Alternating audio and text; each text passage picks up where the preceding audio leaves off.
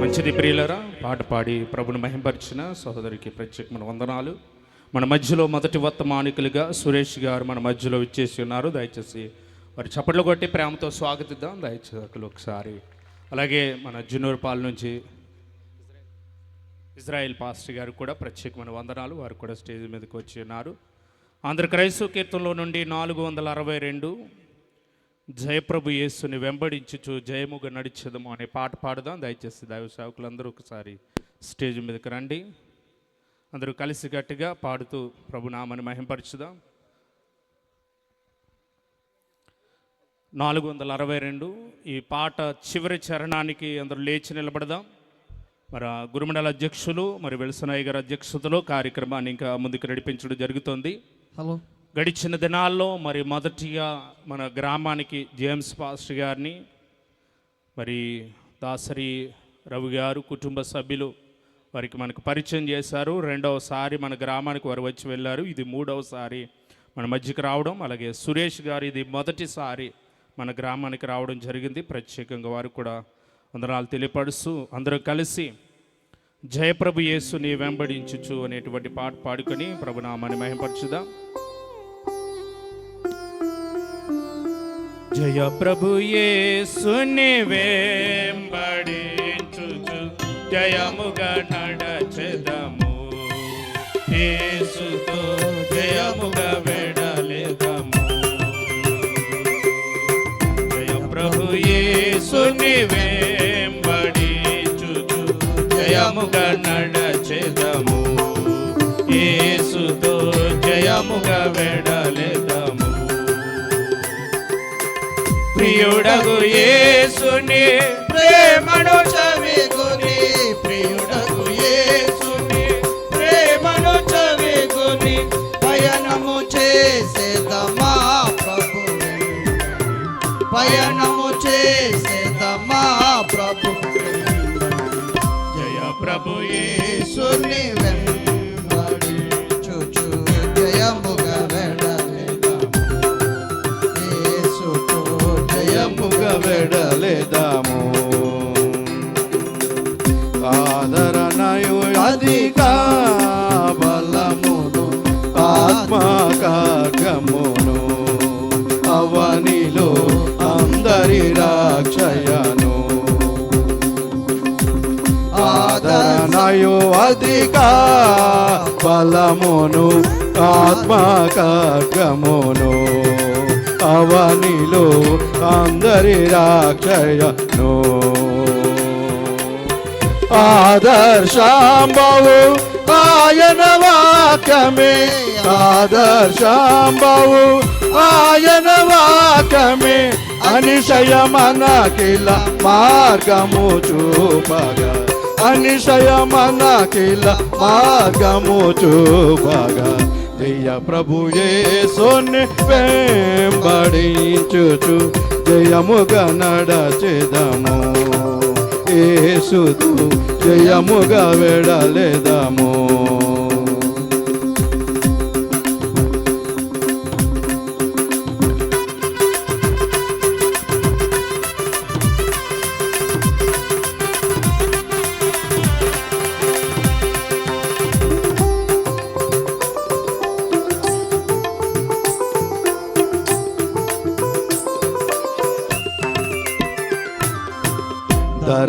దరవీరోధుల మాము జోటగా దరి చేరదమేసు, ప్రభుని దరి చేరదమేమో. దరవీరోధుల మాము జోటగా దరి చేరదమేసు, ప్రభుని దరి చేరదమేమో. దాత్రి దురాశల డంబములన్నిటి, దాత్రి దురాశల డంబములన్నిటి మైత్రిని విడి నడచెద యేసుతో, మైత్రిని విడి నడచెద యేసుతో. జయ ప్రభు యేసుని వెంబడించుచు జయముగా నడచెదము, యేసుతో జయముగా వెడలెదము.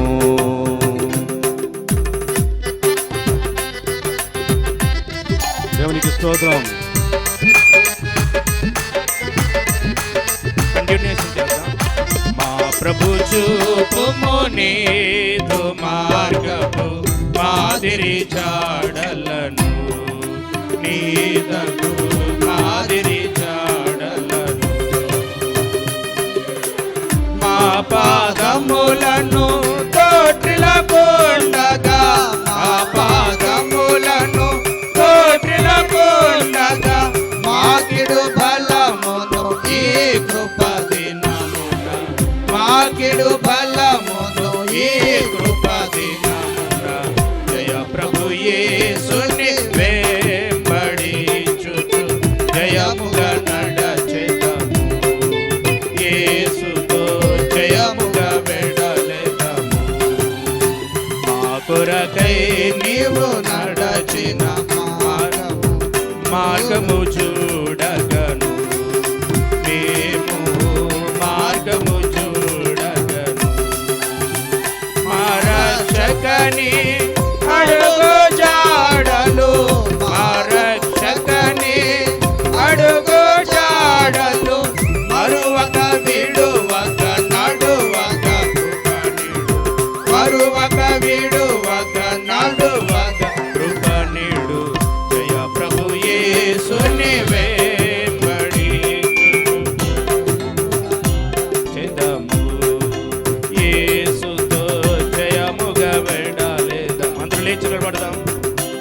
పరములు నిన్నుగాక ప్రేమతో ఎవరిని కొలిచెదము, ఎవరిని ప్రేమింపవసమే. విహరించెదము యేసుని వెంబడి, విహరించెదము యేసుని వెంబడి, మహిమ రాజున యేసుని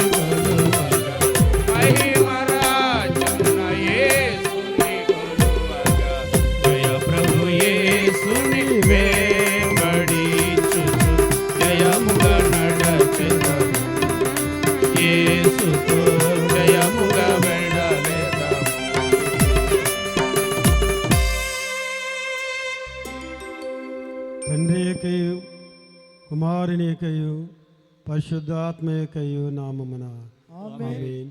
ప్రభువా మమ్మును కనికరింపుము, క్రీస్తు మమ్మును కనికరింపుము, ప్రభువా మమ్మును కనికరింపుము. అందరం కలిసి అపోస్తల విశ్వాస ప్రమాణం పొందాం. భూమి ఆకాశముల సూచించిన తండ్రి అయిన దేవుని నమ్ముచున్నాను, ఆయన ఏక కుమారుడును మన ప్రభువైన యేసుక్రీస్తును నమ్ముచున్నాను. ఈయన పరిశుద్ధాత్మ నా గర్భమున ధరింపబడి కన్యైన మరియకు పుట్టి పొందు పిలాతు అధికారం క్రింద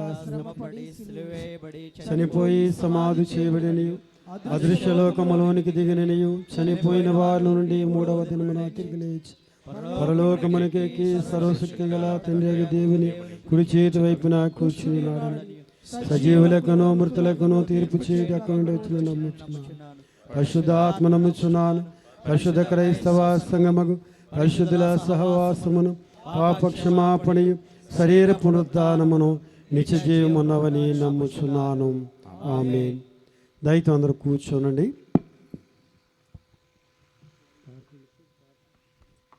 అలాగే వేడింగ్పాలెం నుండి సిఆర్ గారు మన మధ్యకు వచ్చారని తెలియపరిచారు. దయచేసి ఎస్ఐ గారు, చెప్పల ఎస్ఐ గారు, వారిని కూడా ప్రేమతో స్వాగతిస్తున్నాం. అక్కడ పక్కన దైవ సేవకులకి స్టేజ్ ఉన్నది, అక్కడ ప్రభునందు ప్రియ దేవుని విశ్వాసులారా, ప్రభువును రక్షకుడైన యేసుక్రీస్తు పరిశుద్ధ నామమున రెండవ రోజు రక్షణ ఉజ్జీవ మహాసభలకు చేరువచ్చిన మీ అందరికీ ప్రత్యేకమైన మరి స్వాగతం. క్రీస్తు లూథరన్ దేవాలయము జిన్నూరు శివార్ సాకిరేవు గుంటవ నిర్వహిస్తున్నటువంటి ఈ రక్షణ ఉజ్జీవ మహాసభల నిమిత్తమై మరి గడచిన రాత్రి దైవ సందేశం మొదటి రోజు దైవ సందేశం అందించినటువంటి దైవదాసులు పి సునీల్ కుమార్ గారు చక్కటి వాక్యాన్ని అందించారు.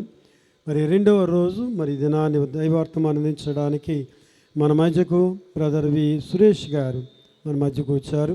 దేవుని యొక్క మహిమార్థం మరి ప్రేమతో ఆహ్వానిస్తూ ఉన్నాం. అలాగే రెండవ వర్తమానం అందించడానికి మన మధ్య పి జేమ్స్ గారు కూడా మన మధ్యకి రానై ఉన్నారు. వారిని కూడా ప్రేమతో మరి స్టేజ్ మీదకి ఆహ్వానిస్తూ ఉన్నాం. మరి దినాన్ని మన మధ్య ఉన్నట్టు అనేక మంది దైవ సేవకులు దేవుని యొక్క కృపను బట్టి ఎక్కడన్నా మహాసభలు జరిగితే స్థానిక పాస్టర్ గారు, సిఆర్ గారు, ఇక ఒకరు లేక ఇద్దరు దైవజనులు తప్ప స్టేజ్ మీద ఎక్కువ మంది ఉండటం అనేది మరి బహు అరుదు. కానీ దేవుని యొక్క కృపను బట్టి 2 దినాలు మరి దేవుని యొక్క మహిమార్థమై ప్రియులు ప్రేమతో ఆహ్వానించుతున్నటువంటి వారు వర్ధనపు పేతురే గారు, మరి అమ్మగారి యొక్క మరి కుటుంబాలను బట్టి దేవుని యొక్క మహిమార్థమై మరి దినాని కూడికకు ఈ ఉజ్జీవ మహాసభలకు అనేక మంది దైవ సేవకులు రావటం అనేది దేవుని యొక్క అపారమైనటువంటి కృప అనే మాట దినాన్ని తెలియజేస్తూ ఉన్నాం.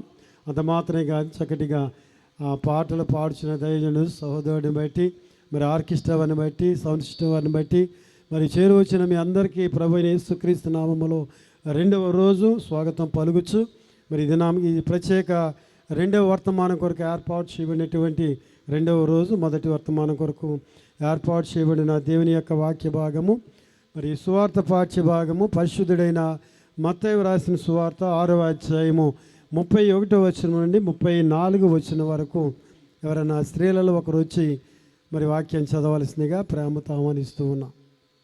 ఎవరు వస్తారా? సంజయ్ గారు వచ్చి వాక్యం చదివినిపిస్తారు. మత్తయి సువార్త 6వ అధ్యాయం 31వ వచనం నుండి 34వ వచనం వరకు వాక్య భాగం ఈ రీతిగా వ్రాయబడి ఉన్నది.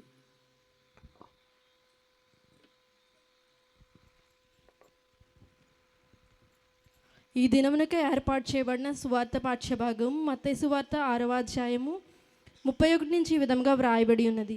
కాబట్టి ఏమి తిందుమో ఏమి త్రాగుదమో ఏమి ధరించుకుందుమో అని చింతింపకుడి. అన్యజనులు వీటన్నిటిని విషయమై విచారింతురు. ఇవన్నీ మీకు కావాలనని మీ పరలోకపు తండ్రికి తెలియను. కాబట్టి మీరు దేవుని రాజ్యమును ఆయన నీతిని మొదట వెదుకుడి, అప్పుడు అవన్నీ మీకు అనుగ్రహింపబడును. రేపటిని గూర్చి చింతింపకుడి, రేపటి దినము దాని సంగతులను గూర్చి చింతించును. ఏనాటి కీడు ఆనాటికి చాలును.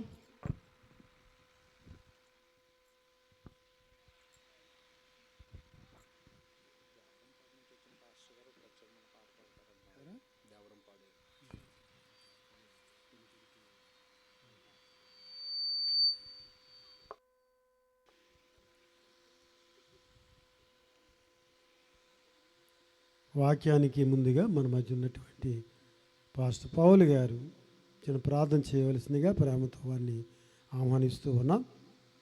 ప్రార్థన అయిన తర్వాత దైవజనులు మన మధ్య ఉన్నటువంటి మరి సురేష్ గారు దైవ సందేశం అందించవలసిందిగా ప్రేమతో వారిని ఆహ్వానిస్తూ ఉన్నాం.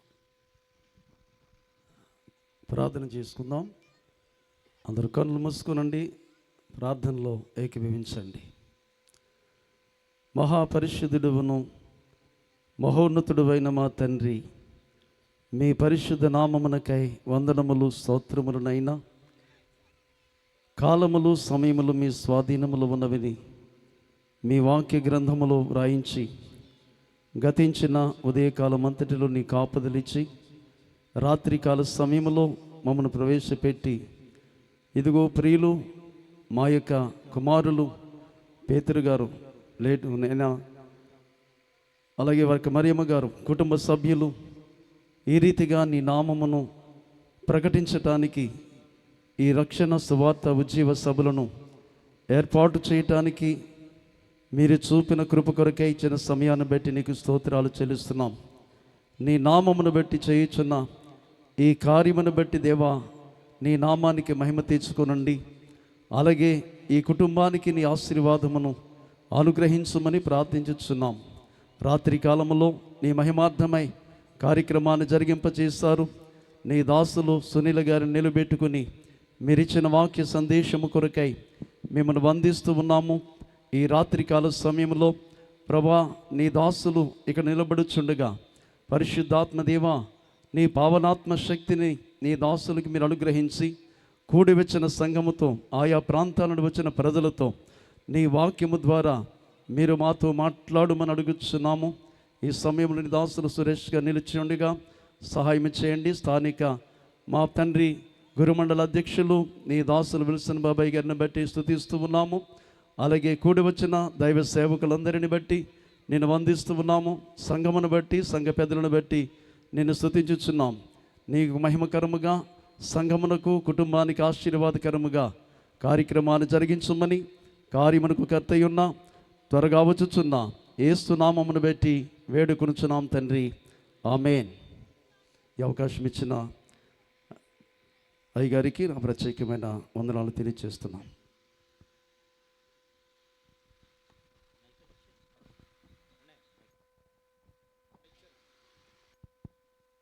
హలో.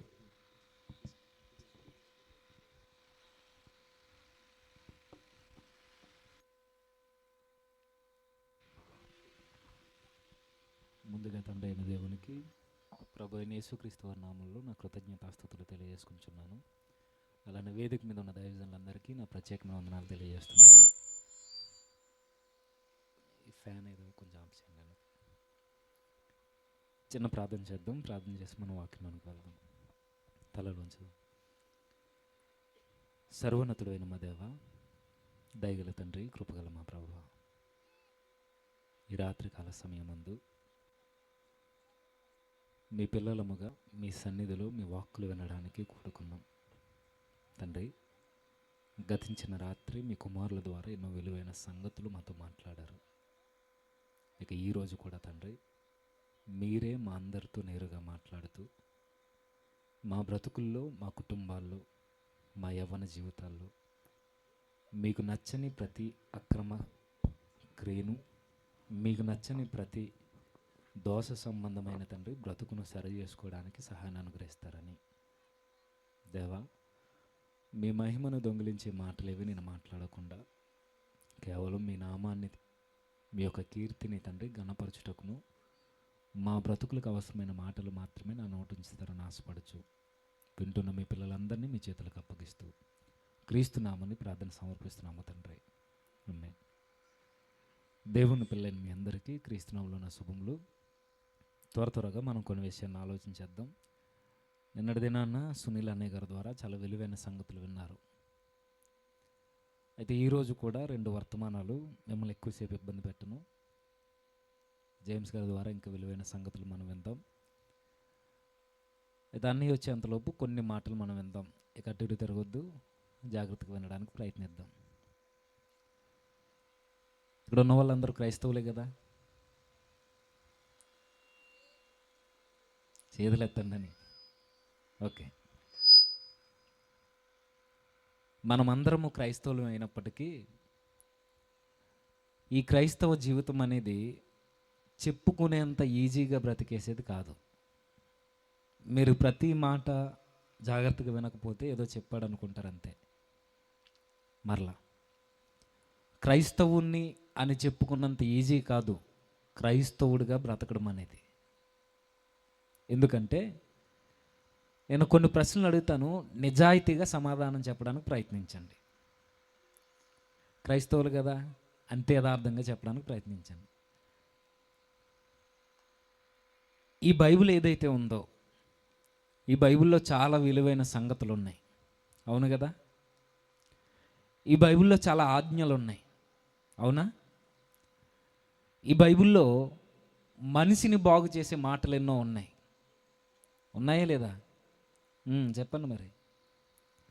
అయితే ఈ గ్రంథం చెబుతుంది ఒక మనిషి మానవత్వం కలిగి ఎలా జీవించాలో, దేవుని పక్షాన నిలబడి సమాజ శ్రేయస్సు కొరకు మన బ్రతుకుని ఎలా కట్టుకోవాలో ప్రతి విషయాన్ని గ్రంథం చెబుతుంది. అయితే ఈ గ్రంథం విలువైనది, ఈ గ్రంథం చాలా శ్రేష్టమైనది, మానవుల యొక్క మేలు కోరే గ్రంథం ఇది. ఇప్పుడు ప్రశ్న ఏంటంటే, ఒక మనిషిని లేదా ఒక క్రైస్తవుని ఈ గ్రంథంలో ఉన్న దేవుడు చెప్పినట్టుగా తూచా తప్పకుండా బ్రతుకు అని దేవుడు అంటున్నాడు. కాబట్టి ఈ గ్రంథానుసారంగా మన జీవితాన్ని కట్టుకోవడం సాధ్యమా అసాధ్యమా? ప్రశ్న అర్థం కాలేదనుకుంటా. కొంచెం మన సొంత భాషలో మాట్లాడుకుందాం, ఓకేనా? ఇబ్బంది ఏం లేదు కదా? సరే, బైబిల్లో ఉన్నట్టుగా ఈ బైబిల్ దేవుడు చెప్పినట్టుగా బ్రతకడం మన వల్ల అవుద్దా అవదా? అవుద్ది అన్న వాళ్ళు చేతులు ఎత్తండి. Very good. అవ్వదు అన్న వాళ్ళు చేతులు ఎత్తండి. 2 ఏళ్ళకి ఎత్తేస్తున్నారు ఏంటి? సరే, ఇప్పుడు మరలా నిజాయితీగా అడుగుతున్నాను, ఈ బైబిల్లో ఉన్న మాటలు మనిషిని బాగు చేస్తాయా నాశనం చేస్తాయా? కొంచెం అలా సౌండ్ వస్తే త్వరగా అయిపోద్ది. ఈ బైబిల్లో ఉన్న మాటలు మనిషిని బాగు చేస్తాయి. నిజానికి ఈ మాటలను బట్టే ఎందరో తాగుబోతులు మారారు, ఎందరో ఉగ్రవాదులు మారారు, ఎందరో వ్యభిచారులు మారారు, ఎందరో దొంగలు, ద్రోహులు, క్రూరులు మారారు. వాస్తవమే. అయితే మారినప్పటికీ ఈ బైబిల్లో ఉన్న ప్రతి ఆజ్ఞను మనం తూచా తప్పక పాటించడం మన వల్ల అవుద్దా అంటే, నేనే చెబుతున్నాను, నా వల్ల అవ్వదు. అలా ఎలాగవ్వదండి అని మీరు అనొచ్చు. ఇప్పుడు నేను చెప్తాను చూడండి. ఈ బైబిల్లో ఒక మాట ఉంది, ఏమని? నిన్ను వలే, నేను అంటాను ఇప్పుడు, నిన్ను వలే నీ పొరుగు వారిని ప్రేమించు. నువ్వు మీరు నిన్ను వలే నీ పొరుగు వారిని ప్రేమించు, నీ శత్రువును కూడా ప్రేమించు. విషయం ఏంటంటే, చెప్పడానికి నాకు చాలా బాగుంది, మీకు వినడానికి బాగుందా లేదా? బాగుంది. నెక్స్ట్, మోహపు చూపు చూడొద్దు యవనస్తులారా, వ్యభిచారాల జోలికి పోవద్దు, అబద్ధాలు ఆడొద్దు. చెప్పడానికి నాకు చాలా బాగుంది, వినడానికి బాగుందా? ఇప్పుడు ఇవే మాటలు మీరు సమాజంలో నిలబడి చెప్పగలరా? చెప్పొచ్చు, గట్టిగా కేకలేసి చెప్పొచ్చు. ఎందుకంటే ఈ మాటలు చెప్పుకోవడానికి చాలా బాగుంటాయి, వినడానికి కూడా బాగుంటాయి. ఇప్పుడు చెప్పండి, ఎక్కడ బాగోదు? ఎక్కడ బాగోదు? ఆచరించే విషయానికి వచ్చేసరికి ఒక మాట అంటాం, బైబిల్లో ఎన్నో ఉంటాయండి, అవన్నీ మనం పాటించడం. ఈ మాటలు మనకు వినపడుతున్నాయా? ఇప్పుడు అడుగుతున్నాను, నిజాయితీగా చెప్పండి. ఇప్పుడు మోహపు చూపు చూడకుండా ఉండడం మన వల్ల అవుద్దంటారా? అవుద్దా? ఈడేటండి ఇలా మాట్లాడుతున్నాడు అనుకోకండి, అర్థం అవుద్ది మీకు వెళ్ళే కొలది. నిజంగానే, అందుకే నిజాయితీగా ఒప్పుకుందాం. మోహపు తలంపులు మన తలంపుల్లోనికి రాకుండా మనం కంట్రోల్ చేయగలమా? మరలా శత్రువుని ప్రేమించడం తర్వాత సంగతి, కానీ మన పొరుగింటోను మనం ప్రేమించగలమా? సత్యం చెప్పడం తర్వాత విషయం కానీ, లేదా అబద్ధం ఆడకుండా ఉండడం తర్వాత విషయం కానీ, ఏం కోరక్క అని అడిగితే అబద్ధం ఆడకుండా నిజం చెప్పగలమా? చెప్పగలమా? ఇప్పుడు అడుగుతున్నాం, మనం ఎవరం? గట్టిగా సిగ్గేయట్లేదా? వాస్తవానికి ఈ మాటలు చెప్పుకోవడానికి చాలా బాగుంటాయి. యథార్థంగా మాట్లాడుకోవాలని అంటే చెప్పే నాకు చాలా బాగుంటే వినడానికి కూడా చాలా బాగా చెప్పాడండి అని మీరు అనుకోవచ్చు. కానీ ఎక్కడ తేడా వస్తుంది? ఆచరణలో పెట్టి మాటల ప్రకారం జీవితాన్ని కట్టుకునే విషయంలో చాలా వ్యత్యాసం ఉంది. మాటలకి బ్రతుకు విధానానికి చాలా వ్యత్యాసం ఉంది. ఆకాశానికి భూమికి మధ్య ఎంత దూరం ఉందో మన మాటలకి, మన బ్రతుకు విధానానికి, మనం ప్రవర్తించే ప్రవర్తనకి అంత వ్యత్యాసం ఉంది. ఇప్పుడు మరలా అడుగుతున్నాను, అసలు మన వల్ల అవ్వదా? అవ్వదు. బైబిల్లో ఉన్న విలువలన్నీ పాటించడం మన వల్ల అవ్వదా అంటే ఈ మాట జాగ్రత్తగా వినండి. మానవ దేహంలో ఉన్నంత కాలం, మానవతావాదం అనే ముసుగేసుకున్నంత కాలం, భక్తి అనే ముసుగేసుకున్నంత కాలం, వేషధారణ అనే ముసుగేసుకున్నంత కాలం, నేను బాగున్నానులే అనుకున్నంత కాలం బైబిల్లో ఉన్న విలువల్ని పాటించడం నీ వల్ల, నా వల్ల, ఎవరి వల్ల కాదు. మీరేమనుకున్నా పర్వాలేదు. నిజంగానే అవ్వదంటే అవ్వదు. వ్యభిచారాల జోలికే పోకుండా ఉండలేని మనం ఆలోచనలు కంట్రోల్ చేయగలమా? నలుగురు మధ్య ఉన్నట్టున్న మనం 4 గోడల మధ్య అలానే ఉండగలమా? అవ్వదు. ఎదుటోళ్ళనే ప్రేమించలేని మనం శత్రువులను ప్రేమించగలమా? ఎంత వాక్యం చెప్పండి, ఎంత వాక్యం వినండి, కొన్ని విషయాల్లో అన్నీ మన వల్ల అవ్వదండి అని ఒక చిన్న నిర్లక్ష్యం మనలో మెదులుతూ ఉంటుంది. ఇప్పుడు నేను అడుగుతున్నాను, నిజంగా అవ్వదా అంటే యథార్థంగా ఒప్పుకుంటే అవ్వదు. మనకు తెలుసు అవుతుందో లేదో, మన బ్రతుకే మనకు చెప్పేస్తుంది. నిజమే కదా? దేవునికి మాట ఇచ్చి నేను పదుల సార్లు నేను పడ్డాను, నేను బ్రతకలేకపోతున్నాను అనే మనసులో మనలో చెలరేగుతాయి. నిజమే కదా? ఎన్నోసార్లు చూడకూడదు అనుకుంటున్నాను, మరలా దాన్నే చూస్తున్నాను అని మన మనసు మనకు చెప్పుద్ది. నిజమే కదా? సంఘంలో ఒకలా ఉంటున్నాను, ఇంటికి వెళ్ళిన తర్వాత మరోలా ఉంటున్నాను చెప్పుద్ది మన మైండ్ సెట్ మనకి. అంటే క్రైస్తవ జీవితం అనేది చెప్పుకున్నంత ఈజీ కాదు బ్రతకడం అనేది. ఇప్పుడు మరలా మొదటి ప్రశ్న, అంటే మన వల్ల అవ్వదా అంటే ఇప్పుడు చెప్పండి, అవుద్దా అవదా? అవుద్దా అవదా? అవుద్దా? అబద్ధం ఆడొద్దనే ఆజ్ఞ ఉంది. ఎంతమంది ఆడుకుంటుంటారు? నేను అబద్ధం ఆడట్లేదు అని వాళ్ళు చేతులు ఎత్తాను. నేను బ్రతుకుతానంటే చేతులు ఎత్తాం. అదే ఇందాక చెప్పిన ఎగ్జాంపులే. ఏం కూర అక్క అని అడగండి, పెద్ద అవసరం లేదు. ఏమని చెప్తారు చెప్పండి? మీరు చెప్పండి, దగ్గరగా ఉన్నారు కదా. అదే మీ వదిన కానీ మీ అక్కను కానీ ఎవరినో ఏం కూర అక్క అని అడిగితే ఏం చెప్తారు? ఇక్కడి నుంచి వస్తుంది సౌండ్లు. చారట. ఏ చారు? చింతపండు చారు. మీకు ఏ స్మెల్ వస్తుంది? చారేనా? చికెను. ఇంకా పెద్దది. దేవుడు దీవించిన ప్రతి భూజంతువు ఆ ఇంట్లోంచి వస్తుంది స్మెల్. ఏమని చెప్తారు? కూర దగ్గర అబద్ధం ఆడేస్తాం, ఇక్కడికి వచ్చి కన్నీటి ప్రార్థన చేస్తాం. అయిపోయింది కదా అక్కడే. అంటే నేను నా విషయం ఏంటంటే, నేను చెప్పాలనుకున్నది ఏంటంటే, బైబిల్లో ఎన్నో ఆజ్ఞలు ఉంటాయి, అవి మా వల్ల పాటించడం కుదరదని ఎంతోమంది లోకంలో కలిసిపోయిన వాళ్ళు ఉన్నారు. మనం కలిసిపోలేదు కానీ లోకస్తులతో కలిసి జీవించేస్తున్నాం. ఇప్పుడు అసలు మన వల్ల అవ్వదా అంటే మానవతా దృక్కోణంలో ఆలోచించినంత కాలం మన భక్తి మీద, మన శక్తి మీద, మన నిష్ట మీద, మన మీద మనం ఆధారపడినంత కాలం బైబిల్లో ఉన్నట్టుగా దేవుడు చెప్పినట్టుగా బ్రతకడం మన వల్ల కాదు. మరి ఎప్పుడు అవుద్ది? బ్రతకడం మన వల్ల కాదని మనకు అర్థమైంది.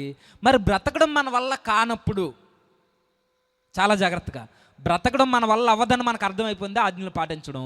ఇప్పుడు అలా మన వల్ల అవ్వదని దేవునికి తెలుసా తెలీదా? ఇంకా అర్థం కాలేదు, మేము ఇంకెంతకన్నా స్పష్టంగా చెప్పలేను. నేను అబద్ధం ఆడకుండా ఉండలేనని దేవునికి తెలుసా తెలీదా? నేను మోహపు చూపు చూడకుండా ఉండలేనని దేవునికి తెలుసా తెలీదా? నేను శత్రువుని ప్రేమించలేనని దేవునికి తెలుసా తెలీదా? తెలుసు.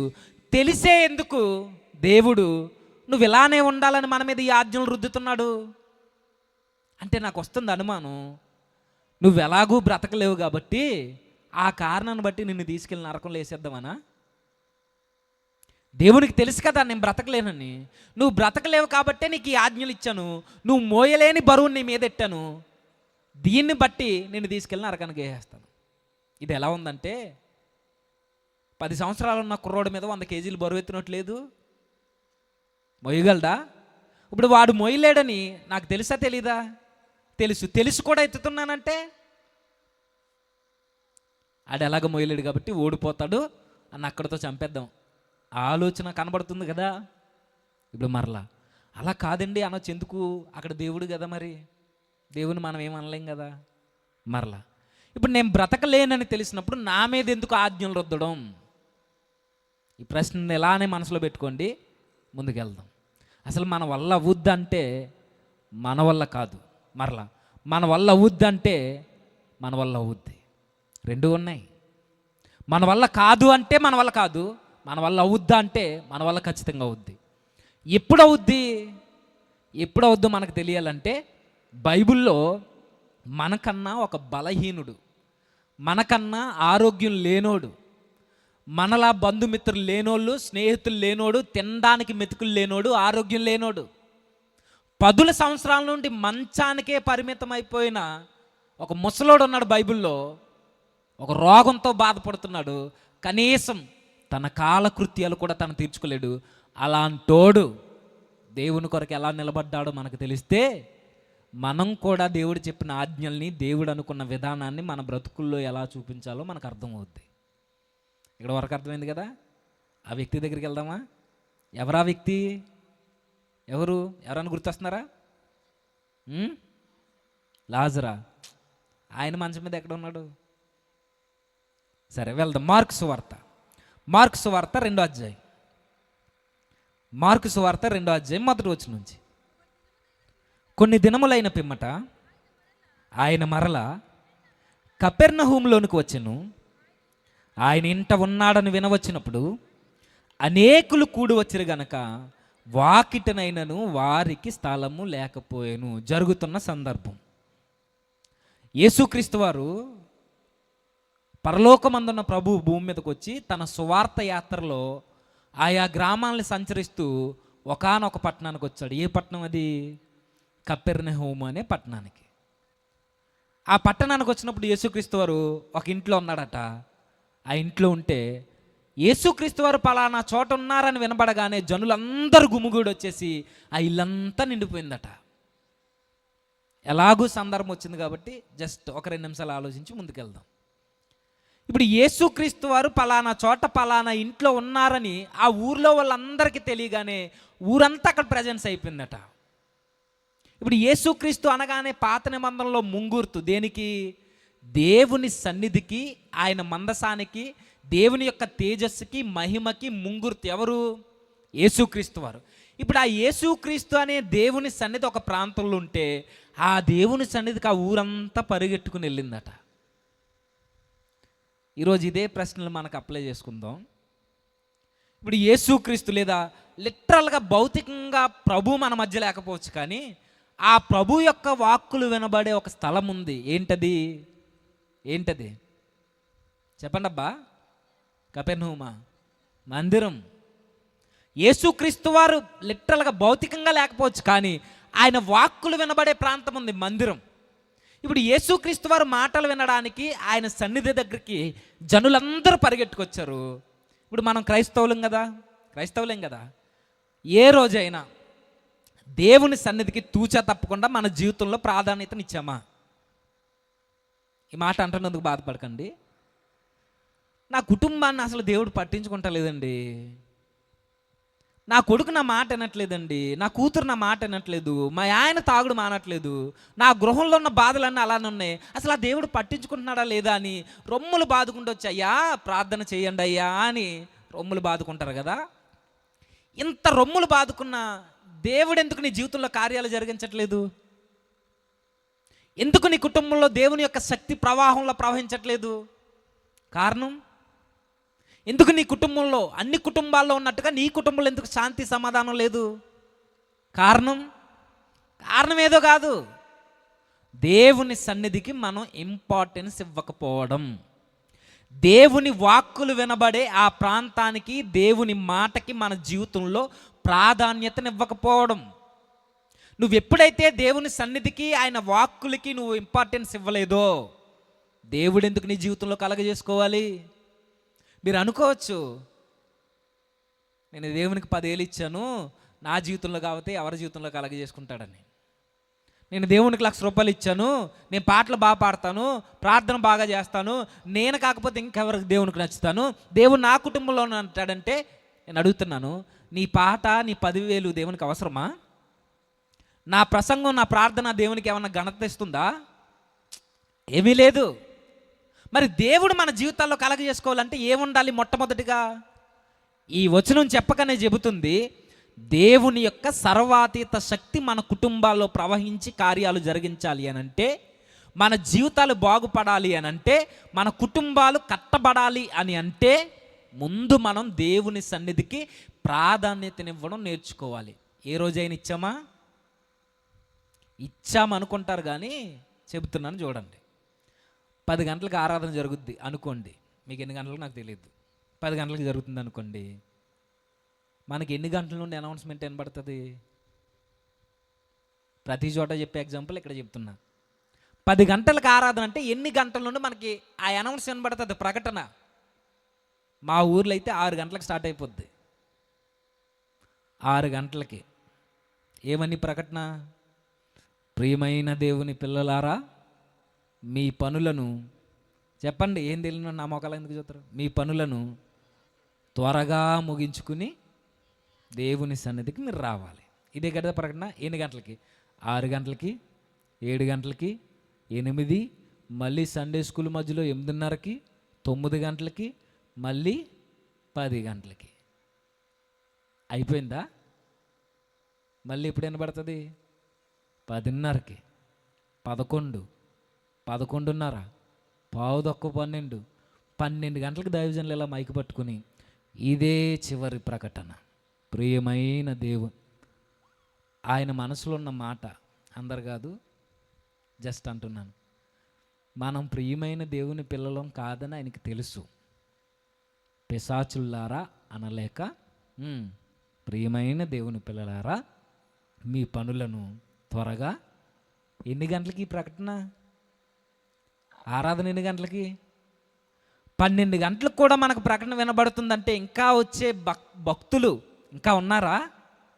ఏం చేస్తున్నారు ఇంటి దగ్గర? మళ్ళీ ప్రకటనలో ఒకటి ఏంటది? మీ పనులను, ఈరోజు ఆదివారం కనుక మీ పనులను, చెప్పండి, త్వరగా ముగించుకుని. నేను అన్నాను, పనులు అయిపోతాయా? 365 రోజుల్లో మాకు ఈరోజు పని లేదు అన్న రోజు ఏదైనా ఉందా? ఆడవాళ్ళకి ఉందా? గవర్నమెంట్ ఎంప్లాయీస్ కన్నా సెలవు ఉంటుందేమో కానీ మీకు సెలవు ఉంటుందా? సరే, ఇప్పుడు పనులు త్వరగా అయిపోవాలంటున్నారు కదా. 365 రోజులు పనులు ఉంటే ఈ 365 రోజుల్లో ఏ రోజైనా పనులు త్వరగా అయిపోతాయేమో కానీ ఆదివారం అస్సలు అవ్వు. ఎందుకవ్వు? వారం రోజుల నుండి మనం ఉపవాసం ఉంటాం కదా. ఆ ఉపవాసం ఉండడం వల్ల దేవుడు దీవించిన భూజంతువులు మన దాకల్లో, మన కుండల్లో అటు ఇటు మెదలాలి. ఇది ఇలా మెదులుతూ ఉంటే 12 అవుద్ది. 12 అయ్యేసరికి వస్తున్నావా అక్క అని ఇప్పుడు బయలుదేరుద్ది 9:30కే. 5 తిరుగుతుంది. ఇలా రారు ఇక్కడ చర్చికి. ఇలా వస్తే 5 నిమిషాలు, ఇలా రారు. ఆ పక్కింటికి వెళ్ళి ఆ పొరుగింటికి వెళ్ళి వస్తున్నావా అక్క అంటే ఇంకా తల దూకుంటుంది ఆ పెద్దమ్మ. వస్తున్నావా వదినంటే ఇంకా స్నానం చేస్తున్నాను నువ్వు నడిచి అంటే సరేలే ఉంటాను అంటే 12 అయిపోద్ది. 9:30కి బయలుదేరి నీ పెద్దమ్మ 11:30 12 గంటలకు వస్తుందంటే మధ్యలో ఏమైంది? ఆ చుట్టాలు అందరినీ పలకరించుకుని వచ్చేవాళ్ళు కొంతమంది, 12 గంటల దాకా వంట కార్యక్రమం పెట్టుకునే వాళ్ళు కొంతమంది, 10 గంటలకు లేసేవాళ్ళు మరి కొంతమంది. ఎప్పుడు ఇదంతా ఆదివారమే కదా. అంటే మన ప్రవర్తన చెప్పట్లేదా దేవుని వాక్యము దేవుని సన్నిధి అంటే నీకు ఎంత నిర్లక్ష్యమో? మరి ఎట్టా కుదురుద్ది? దేవుని కార్యాలు మన జీవితంలో జరగాలంటే ఎట్లా అవుతాయి? అవ్వదు. దేవునికి మనం ప్రాధాన్యతనివ్వనప్పుడు దేవుడు ఎందుకు మన కుటుంబాలను పట్టించుకోవాలి? దేవుని సన్నిధికే మనం సమయానికి రాలేనప్పుడు ఆజ్ఞలు పాటించడం తర్వాత సంగతి, ప్రధానమైనది ముందు దేవుని వాక్కులు వినబడే సన్నిధికే మనం ప్రాధాన్యత ఇవ్వకపోతే దేవుడు ఎందుకు మన జీవితాల్లో కార్యాలు జరిగించాలి?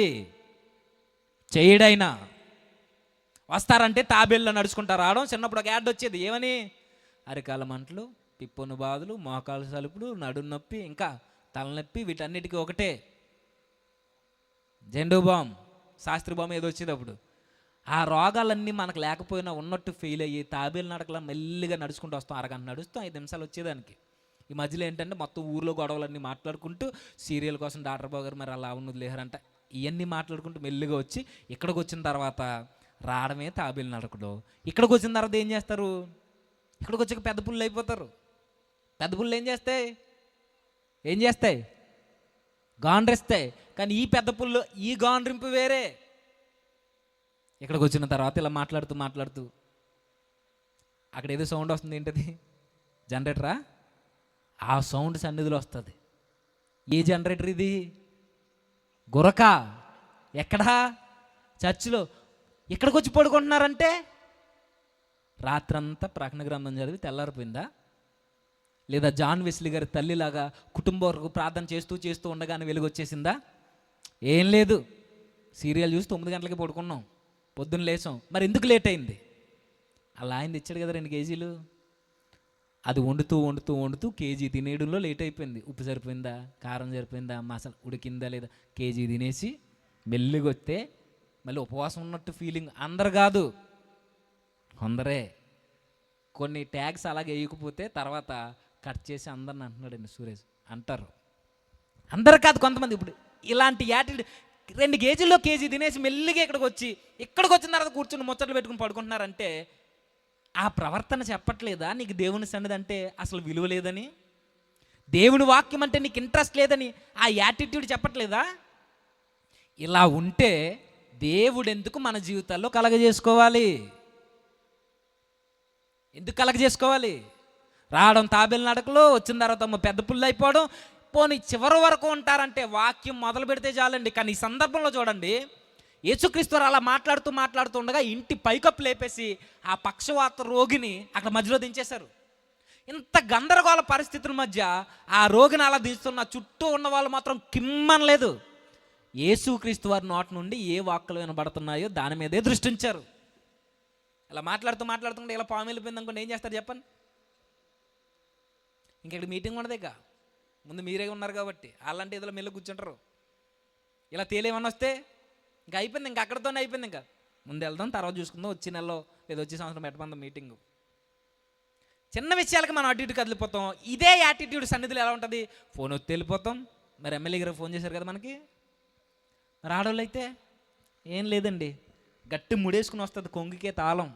కానీ ఇక్కడికి వచ్చిన తర్వాత ఏదులాగా వెళ్ళిపోవాలి కదా. ఎప్పుడు పాటల్లో బాగానే ఉంటారు, ప్రార్థనలో బాగానే ఉంటారు, వర్షిప్లో బాగానే ఉంటారు, అన్నీ బాగుంటారు. ఇలా వాక్యం స్టార్ట్ చేసినప్పుడు ప్రార్థన చేయకండి, ఏమవుతుందో తెలియదు, ఇలా దురాత్మ వచ్చేద్దో ఏంటో. ఆ కొంగుని ఇలా దాసి, అక్క తాళం వేసానో లేదో ఒకసారి ఇల్లు చూసి వస్తాను. నేను అడుగుతున్నాను, ఏమనుకోద్దండి, అందరు కాదు. ఏం దాసో ఇంట్లో?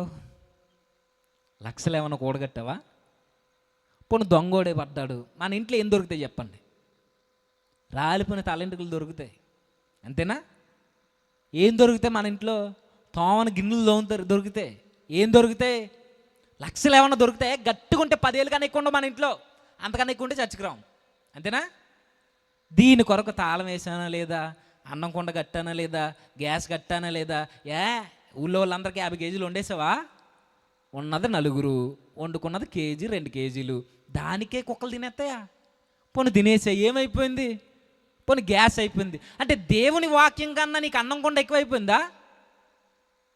మన బ్రతుకుల్ని బాగు చేసేది కేవలం ఈ ప్రపంచంలో ఏదైనా ఉంది అని అంటే విద్య కానీ, టెక్నాలజీ కానీ, పోలీస్ స్టేషన్లు కానీ, కోర్టులు కానీ, సినీ ఇండస్ట్రీలు కానీ ఏది మన జీవితాల్ని మార్చదు. మన జీవితాల్ని మార్చేది ఏంటి? దేవుని వాక్యం. ఇదే బైబిల్ స్టేట్మెంట్ ఇచ్చింది. ఏమని? యవనస్తులు నరులు దేని చేత తమ నడతను శుద్ధిపరచుకొందురు? వాక్యం. ఈ వాక్యానికే విలువ ఇవ్వకపోతే ఇంకా జీవితాలు ఎలా స్థిరపడతాయి? ఇక్కడికి వచ్చిన తర్వాత క్రికెట్ స్కోర్లు చూసుకొని, ఇక్కడికి వచ్చిన తర్వాత కబాడీలు చూసి, ఇక్కడికి వచ్చిన తర్వాత ఎన్ని లైక్లు వచ్చినా కోతి ఫోటో కానీ అవన్నీ చూసుకుని, ఇక్కడికి వచ్చిన తర్వాత చాటింగ్లు చేసుకుంటున్నారు అంటే మీ యాటిట్యూడ్ చెబుతుంది, ప్రభువా నీకు నాతో అవసరం లేదు, నీతో నాకు అవసరం లేదు, నీ దారి నీది, నా దారి నాది. దేవుడు ఎందుకు కలగ చేసుకోవాలి? ఎలా ఉంటే ఉండడు. ఆయన ఉండడు. మన జీవితంలో కలగ చేసుకోడు. మన ప్రవర్తన మారినంత కాలం దేవుడు మన జీవితాల్లో, మన కుటుంబాల్లో ఆయన కార్యాలని జరగనివ్వడు. నీ ప్రవర్తనే దేవుని యొక్క శక్తిని ప్రవహించకుండా అడ్డుగేటేస్తుంది. జాగ్రత్త. దేవుని సన్నిధికి ప్రాధాన్యతనివ్వాలి. సర్లే వింటారా అంటే ఏం వింటారండి? వచ్చిన తర్వాత ఇప్పుడు ముగిస్తారా అని పాస్టర్ గారికి అలా గుర్రని చూస్తారా? ఇంకా వదలడేటి ఈయన, ఇంకో కేజీ ఉండిపోయింది, మరి ఆయన ఎక్కడ తినేస్తాడేమోనని. అంతే కదా, ఆల్రెడీ కేజీ అయిపోయింది, మనసంతా అక్కడే కొండ మీద. ఎందుకు పట్టించుకోవాలి దేవుడు? ఎందుకు వినాలి నీ ప్రార్థన? ఎందుకు రావాలి నీ ఇంటికి దేవుడు? రాడు. సర్లే ఉంటారంటే ఉండరు. ఇక చివరిగా ఆయన ఏదో ముక్కుతూ మూలుగుతూ అలా మెల్లిగా కూర్చుని, అందరు కాదు చెప్పండి, కొందరే అలా ముక్కుతూ మూలుగుతూ కూర్చుని అలా ఇసుక్కుంటూనే తిట్టుకుంటూనే అలా కూర్చున్న తర్వాత ఇక చివరిన ఇక దైవజనులు ఇంకా అంత అయిపోయిన తర్వాత మన తండ్రి అయిన దేవుని ప్రేమ, కుమారుడైన యేసుక్రీస్తు వారి కృప, పరిశుద్ధాత్మని యొక్క అన్యోన్య సహవాసం మనందరికీ ఎల్లప్పుడూ తోడై ఉండునుగాక. ఈయనండ ఇంకా అలా అనేసుకుని ఎవడ చెప్పులు ఎవడేసుకుపోతాడో తెలియదేక పరుగిక ఉన్నారు ఇలాంటి వాళ్ళు. ఈయన ఇంకా ఆమెనండ ఇంకా వాళ్ళకి వాళ్ళే చివరుండి అనేసుకుని ఇంకా వచ్చే వారం చూసుకుందాం బతుకుంటే, అదో చెప్పు ఇదో చెప్పు. చిరుతిపుల్లు అప్పుడు దాకానేమో మోకాలు నిప్పులు అన్న తల్లి, ఇప్పుడేమైంది? రావడం తాబేలు, పోవడమేమో చిరుతిపుల్లు. ఏమైంది? ఈ ప్రవర్తన విధానం సంఘంలో ఉంటే దేవుడు ఎందుకు పట్టించుకోవాలి? పట్టించుకోడు. జరుగుతుంది సందర్భం. ఆ రోజు అలా లేరండి. దేవుని వాక్యం వినబడుతుంది కానీ అందరు వచ్చారు, కూర్చున్నారు, వింటున్నారు. పెద్ద గందరగోళం జరిగింది. ఇంటికి వెళ్ళిన తర్వాత సందర్భం చదవండి. గందరగోళం జరుగుతుంది. ఆ పక్షవాత రోగిని ఆ మధ్యన దింపేశారు. చదువుదాం ఒకసారి. 2వ అధ్యాయం 3వ వచనం. కొందరు పక్షవాయువు గల ఒక మనుషుని నలుగురి చేత మోయించుకుని ఆయన యొద్దకు తీసుకుని వచ్చిరి. చాలా మంది కూడి ఉన్నందున వారు ఆయన యొద్దకు చేరలేక నేను చదువుతాను ఉండండి. ఆయన ఉన్న చోటికి పైగా ఇంటి కప్పును విప్పి సందు చేసి పక్షవాయువు గలవానిని పరుపుతోనే దింపిరి. సందర్భం ఏంటంటే ఇప్పుడు మనకు కావాల్సిన వ్యక్తి వచ్చేసాడు. త్వరగానే ముగిస్తాను. ఎవరా వ్యక్తి? జేమ్స్ గారు కాదు. ఎవరా వ్యక్తి? పక్షవాత రోగి. ఇప్పుడు ఆలోచించండి. ఈయన దుస్థితి ఎలా ఉందంటే, పక్షవాత రోగులు తెలుసు కదా, పెరాలసిస్ అంటే తెలుసు కదా, పక్షవాత రోగం. ఎలా ఉంటారు వాళ్ళు? ఎలా ఉంటారు? కాళ్ళు చేతులు పనిచేయక మూతి వంకరపోయి కొన్నాళ్ళు అలానే మంచానికి పరిమితం అయిపోతారు. ఇప్పుడు మన మధ్య అక్కడక్కడ కొంతమంది కనబడతారు, ఒక కాలు ఒక చేయి లాగేసిన వాళ్ళు. ఈయన పరిస్థితి అది కాదు. 2 కాళ్ళు 2 చేతులు పని చేయక మంచానికే పరిమితం అయిపోయాడు. మూతి వంకరపోయి ముసలోడైపోతున్నాడు. 10 సంవత్సరాల మంచం మీద అలా పరిమితం అయిపోయాడు. ఇలాంటి వాడిని ఎవరన్నా పట్టించుకుంటారండి? అన్నీ బాగుండి ఆరోగ్యం ఉన్న తల్లిదండ్రులే ఈరోజు కన్న కొడుకులకు బరువైపోతున్న కాలం ఇది. ఈరోజు జస్ట్ కొంచెం జ్వరం వస్తేనే మంచాన్ని తీసుకెళ్ళి బాత్రూమ్ పక్కన వేసేసే కొడుకులు ఉన్న కాలం ఇది. జస్ట్ అనారోగ్య పరిస్థితులు మనల్ని దాడి చేస్తేనే మన తల్లుల్ని, మన అత్తగారులను తీసుకెళ్ళి చెట్టు కిందో ఆ దోళ్ళ సావుల్లోనో ఎక్కడో బయట వేసేసే కాలం ఇది. కొంచెం చదువుకున్న వాళ్ళు అయితే తీసుకెళ్ళి రోడ్డు మీద వదిలేస్తున్నారు. ఇంకొంచెం డబ్బులు ఉన్న వాళ్ళు అయితే తీసుకెళ్ళామో అనాథాశ్రమాలు వదిలేస్తున్నారు, వృద్ధాశ్రమంలో. ఈరోజు ఎలా ఉంటే 2000 సంవత్సరాల క్రితం ఈయన పరిస్థితి ఎలా ఉండి ఉంటుంది? ఎవ్వరు పట్టించుకోక చివరికి తిన్నాడో ఉన్నాడో బ్రతికాడో చచ్చాడో తెలియని పరిస్థితిలో మంచానికి పరిమితం అయిపోయాడు. ఇలాంటి వ్యక్తిని ఆయన దగ్గరికి తీసుకొచ్చారట. ఎవరి దగ్గరికి? యేసుక్రీస్తు వారి దగ్గరికి. ఆయన మాట్లాడుతుండగా అలాగే దింపారు. ఆ సీన్లోకి వెళ్ళండి. యేసుక్రీస్తు వారు ఆ రోగిని చూడగానే ప్రభు అన్నాడు, పెద్దాయనా, నీ స్థితి నేను గుర్తించగలిగాను, నీ పాపాలు క్షమించబడ్డాయి, లేచి పరుపెత్తుకుని నడన్నాడు. ఎప్పుడైతే ఈ మాట ఉన్నారో అక్కడ ఉన్న వాళ్ళందరూ సనుక్కున్నారండి. వీళ్ళు ఎలాంటి వాళ్ళు అంటే సేమ్ మనలాంటి వాళ్ళే.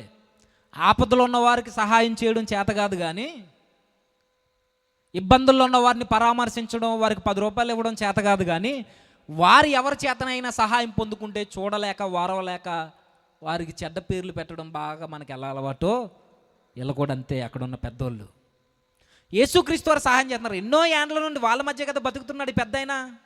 ఏ రోజైనా సహాయం చేశారా? చేయలేదు. పైగా యేసుక్రీస్తు వారు సహాయం చేస్తుంటే చూడలేకపోతున్నారట. సేమ్ మనోలే, మనలాంటి వాళ్ళే. మనం కూడా చూడండి, పక్కింట్లో ఆ అమ్మాయి ఎవరితో మాట్లాడుతుందో తెలుస్తుంది, పక్కింట్లో ఆ తల్లి ఎవరితో ఏం చేస్తుందో అన్నీ తెలుస్తాయి, వాళ్ళ నాన్న ఎలాంటోడు అన్నీ తెలిస్తే ఇప్పుడు అదే ఇంట్లో ఆకలి దప్పులు ఉన్నాయి తెలుస్తాయా? అదే ఇంట్లో స్కూల్ ఫీజులు కట్టుకోలేక ఇబ్బందులు ఉన్నాయి తెలుస్తాయా? అదే ఇంట్లో వాళ్ళ నాన్నకు ఆరోగ్యం పోక, పనులు లేక, డబ్బులు లేని ఆర్థికపరమైన ఇబ్బందులు ఎదుర్కొంటుంది అదే కుటుంబం తెలుస్తాయా? ఒకవేళ తెలిసినా సహాయం చేస్తామా? సేమ్ అలాంటి వాళ్ళే వీళ్ళు. ఇలాంటి ప్రవర్తన కలిగిన వారి మధ్య ఉంటే యేసుక్రీస్తు వారు మన మనసరిగా అన్నాడు, సహాయం చేయడం మీకు అంత ఈజీ అనుకుంటున్నారా? పాపాలను క్షమించడం అంత ఈజీ అనుకుంటున్నారా? స్వస్థపరచడం అంత ఈజీ అనుకుంటున్నారా? అంటే కిమ్మనలేదు, మాట్లాడలేదు, సైలెంట్ అయిపోయారు. నేను కూడా ఒక మాట చెప్తున్నాను, ఎదుటోళ్ళకి సహాయం చేసే పరిస్థితులను దేవుడు మనకి ఇచ్చాడు అనుకోండి, మనకు ఒక ఉన్నతమైన స్థానాన్ని 4 రూపాయలు మన చేతుల్లో పెట్టి చక్కటి ఆరోగ్యాలు మనకి ఇచ్చాడంటే నువ్వే బాగుంటావని కాదు, నీ పక్కన ఉన్న వాళ్ళకి నువ్వు ఆశీర్వాద కారణంగా ఉండి నీ దగ్గర ఉన్న 100 రూపాయల్లో కనీసం 1 రూపాయి పేదోడికి సహాయం చేస్తావని, నీ ఇరుగు పొరుగు వారికి. దేవుడు ఇచ్చాడు కదా అని వెనకాల పోగేసుకుంటే పోగే, ఒకరోజు తీసుకెళ్ళి హాస్పిటల్లో పోగేస్తావు. దేవుడు మనల్ని దీవించాడు అంటే మన దీవెన చుట్టూ ఉన్న వారికి ఆశీర్వాదంగా మారాలి, క్షేమకరమైన వాతావరణాన్ని ఇవ్వాలి. ఇంకో విషయం ఏంటో చెప్పనా, ఎదుటోడికి మేలు చేయకపోయినా పర్లేదు, ఆడి మీద లేనిపోని మాటలు మాత్రం కల్పించకండి. ఇది సాతానుగాడి లక్షణం. మేలు చేయకపోయినా పర్లేదు, మాట సహాయం చేయకపోయినా పర్లేదు, ప్రార్థన చేయకపోయినా పర్లేదు, ఆడు ఇలాంటోడు అలాంటోడని లేనిపోని కబుర్లు చెప్పకండి, వీళ్ళ వల్లే. అయితే ఇలా జరిగింది. వెంటనే యేసుక్రీస్తు వారు చూసి అంటున్నాడు, ఇదిగో పెద్దాయన, లేచి నిలబడు. ఇది 2వ అధ్యాయం 11వ వచనం నుంచి. పక్షవాయువు గలవాడుని చూచి నీవు లేచి నీ పరుపెత్తుకుని ఇంటికి పొమ్మని నీతో చెప్పుచున్నాను. నేను ముగిస్తాను ఇక. పక్షవాయువు గలవాడిని చూసి ప్రభు అంటున్నాడట, ఏమని?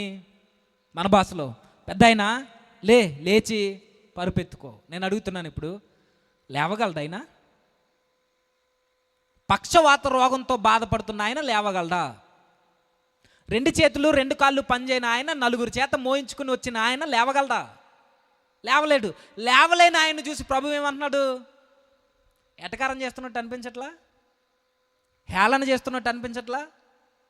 మీకు మరలా గుర్తు రావాలి, మనం బ్రతకలేమని తెలిసిన ఆయన ఇలానే బ్రతుకు అని ఎందుకన్నాడో మనకు అర్థం కావాలి. అని అంటే, నేను అబద్ధం ఆడకుండా ఉండలేను, మోహపు చూపులు చూడకుండా ఉండలేను, దొంగ మాటలు పలకకుండా ఉండలేనని తెలిసిన నువ్వు ఇలానే నిజాయితీగా బ్రతకని దేవుడు ఎందుకన్నాడో మనకు తెలియాలంటే, పక్షవాత రోగంతో బాధపడుతున్న వ్యక్తిని లేచి నిలబడని ప్రభు ఎందుకన్నాడో మనకు తెలియాలి.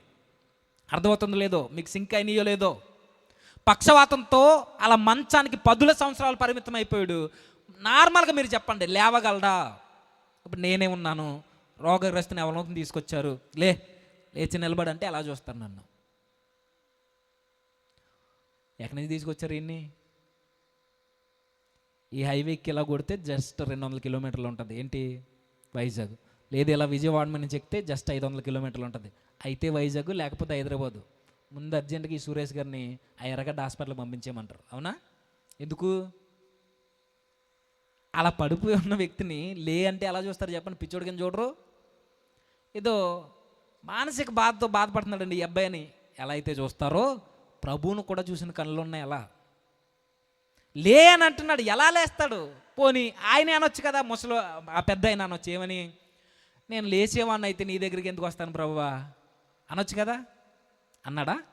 అనలేదు. పైగా నేను లేచేవాడిని అయితే, పోనీ మనమే ఆలోచిద్దాం, ఆయన లేచే శక్తి ఆయనకుంటే, లేచి నిలబడి నడిచే ఆ కాళ్ళలో సత్తువే తనకుంటే నలుగురు చేత మోయించుకు రావడం ఎందుకు, పైన ఇంటి కప్పి ఇప్పి ఆయన దగ్గరికి రావడం ఎందుకు? అంతెందుకండి, ఆయన లేచి తిరిగేవాడైతే అసలు యేసుక్రీస్తు వారి దగ్గరికి ఎందుకు రావడం? అవసరం లేదు కదా. అలాంటి ఆయన పట్టుకుని అంటున్నాడంట ప్రభు లే అని. అంటే అపహాస్యం చేస్తున్నాడా?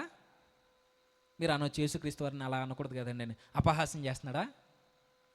అపహాస్యం చేయట్లేదు. ఆయన ఏదో చెబుతున్నాడు. ఆయన ఆ చెప్పిన మాటకి ఆయన స్పందించినప్పుడు ఆయన జీవం ఎలా తిరిగి వచ్చిందో మనకు తెలియాలి. ఇప్పుడు పక్షవాతంతో బాధపడుతున్నాడు, లేవలేకపోతున్నాడు, ఏమీ చేయలేకపోతున్నాడు, కదలలేకపోతున్నాడు, పేగులన్నీ వెన్ను కంటుకుని ఉన్నాయి. అలాంటి చూసి లే అంటున్నాడు. మన పరిస్థితి కూడా అదే. కాకపోతే ఆయన రోగగ్రస్తుడు, మన ఆత్మీయ రోగం మంది.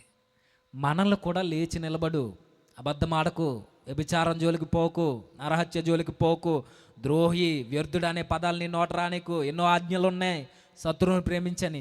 ఇప్పుడు ఆయన పరిస్థితి ఎలా ఉందో మన పరిస్థితి ఎలా ఉంది. ఆయన లేవలేడు, మన వల్ల కాదు. ఇప్పుడు ఎప్పుడైతే యేసుక్రీస్తు వారి మాట పలికారో ఆయన లేచాడా లేవలేదా? గట్టిగా లేచి నిలబడమని చెప్పినప్పుడు ఆ పెద్ద ఆయన లేచాడా లేవలేదా? లేచాడా? ఇప్పుడు అడుగుతున్నాను, ఎలా లేచాడు? అలా లేచిపోయాడా? ఎలా వచ్చింది బలం? అలా లేచేవాడైతే, మంచం ఎత్తుకుని తిరిగేవాడైతే, ప్రభు దగ్గరికి రాని అవసరం లేనోడు ఇప్పుడు ఎలా లేచాడు? అంటే లేచింది తన శక్తి వల్ల కాదు, లేచి నిలబడింది తన కాళ్ళలో ఉన్న బలం వల్ల కాదు, లేచి నిలబడి మంచాన్ని పట్టుకున్నది తన చేతులకున్న శక్తిని బట్టి కాదు. ఎలా లేచాడు? ఏ దేవుడైతే లే అని చెప్పాడో అదే దేవుడు శక్తినిస్తే తప్ప ఆయన లేవలేదు. ఏ దేవుడైతే లేచి నిలబడ్డమన్నాడో ఆ దేవుడే సడలిన కాళ్ళకి శక్తినిచ్చాడు. ఆ దేవుడే నలిగిపోయిన ఈ హృదయాలకి ఆ రోజు ఆ ముసలోడికి ఆ చేతులకి బలాన్ని ఇచ్చాడు, ఆ దేహానికి సత్తువునిచ్చాడు. ఎవరు? లేచి నిలబడమన్నవాడు. లేచి నిలబడమన్నవాడే లేచి నిలబడాడు. ఇప్పుడు లేచి నిలబడడానికి ఆయన సత్తువునిచ్చింది ప్రభువే, బలాన్నిచ్చింది ప్రభువే. ఆయన లేచి నిలబడడానికి ఆయనకు కావలసిన శక్తిని, సౌకర్యాన్ని కల్పించింది ప్రభువే. అయితే లేచి నిలబడమనగానే లేవడానికి సత్తువునిచ్చింది ప్రభువే. అయినా ఆ ముసలాయన చేసిన పని ఒకటి ఉంది. ఏంటది? ఏం చేశాడు ఆయన? మొట్టమొదటిగా ఏం చేశాడు ఆయన? ఏం చేశాడు కరెక్ట్గా చెప్పండి, గిఫ్ట్ ఇస్తాను, త్వరగా ముగించేస్తాను. యేసుక్రీస్తు వారు లేచి నిలబడి పరుపెత్తుకో అనగానే ఆయన ఏం చేశాడు? విశ్వాసం ఉంచాడు. ఓకే, దానికన్నా ముందు ఆయన లేచి నిలబడడానికి ప్రధానమైన కారణం ఉంది అక్కడే. లేచి నిలబడమనగానే ఆ మాట ఆయన విన్నాడు. విశ్వాసం ఉంచక మునుపు, తక్షణమే లేవక మునుపు ఆ మాట విన్నాడు, మాటకి విధేయుడైపోయాడు. ఆ మాటకి విధేయుడైపోయి విశ్వాసం ఉంచి ఆయన చెప్పిన పనిని చేయడానికి ఇష్టపడ్డాడు. ఆ ఇష్టపడితే వచ్చింది శక్తి, ఆ ఇష్టపడితే వచ్చింది బలం, ఆ ఇష్టపడితే వచ్చింది స్వస్థత. ఆ మాటకి విలువనిచ్చి విన్న మాటని ఆచరణలో పెడితే వచ్చిందే ఆయన పోయిన మరలా ఉద్యమం. ఏది? రివైవల్ మీటింగ్సే కదా ఇవి. రివైవల్ అంటే, ఉద్యమం అంటే పోయిన దానిని తిరిగి స్వతంత్రించుకోవడం, మనం కోల్పోయిన దానిని తిరిగి పొందుకోవడం. ఏం కోల్పోయాడు ఈయన? శక్తి కోల్పోయాడు, బలాన్ని కోల్పోయాడు, ఆరోగ్యాన్ని కోల్పోయాడు. ఇప్పుడు ఏమొచ్చింది? యేసుక్రీస్తు వారి మాట విని విధేయుడే విశ్వాసం ఉంచడం వల్ల పోయిన దానిని మరలా తిరిగి స్వతంత్రించుకున్నాడు. అది ఉద్యమం అంటే.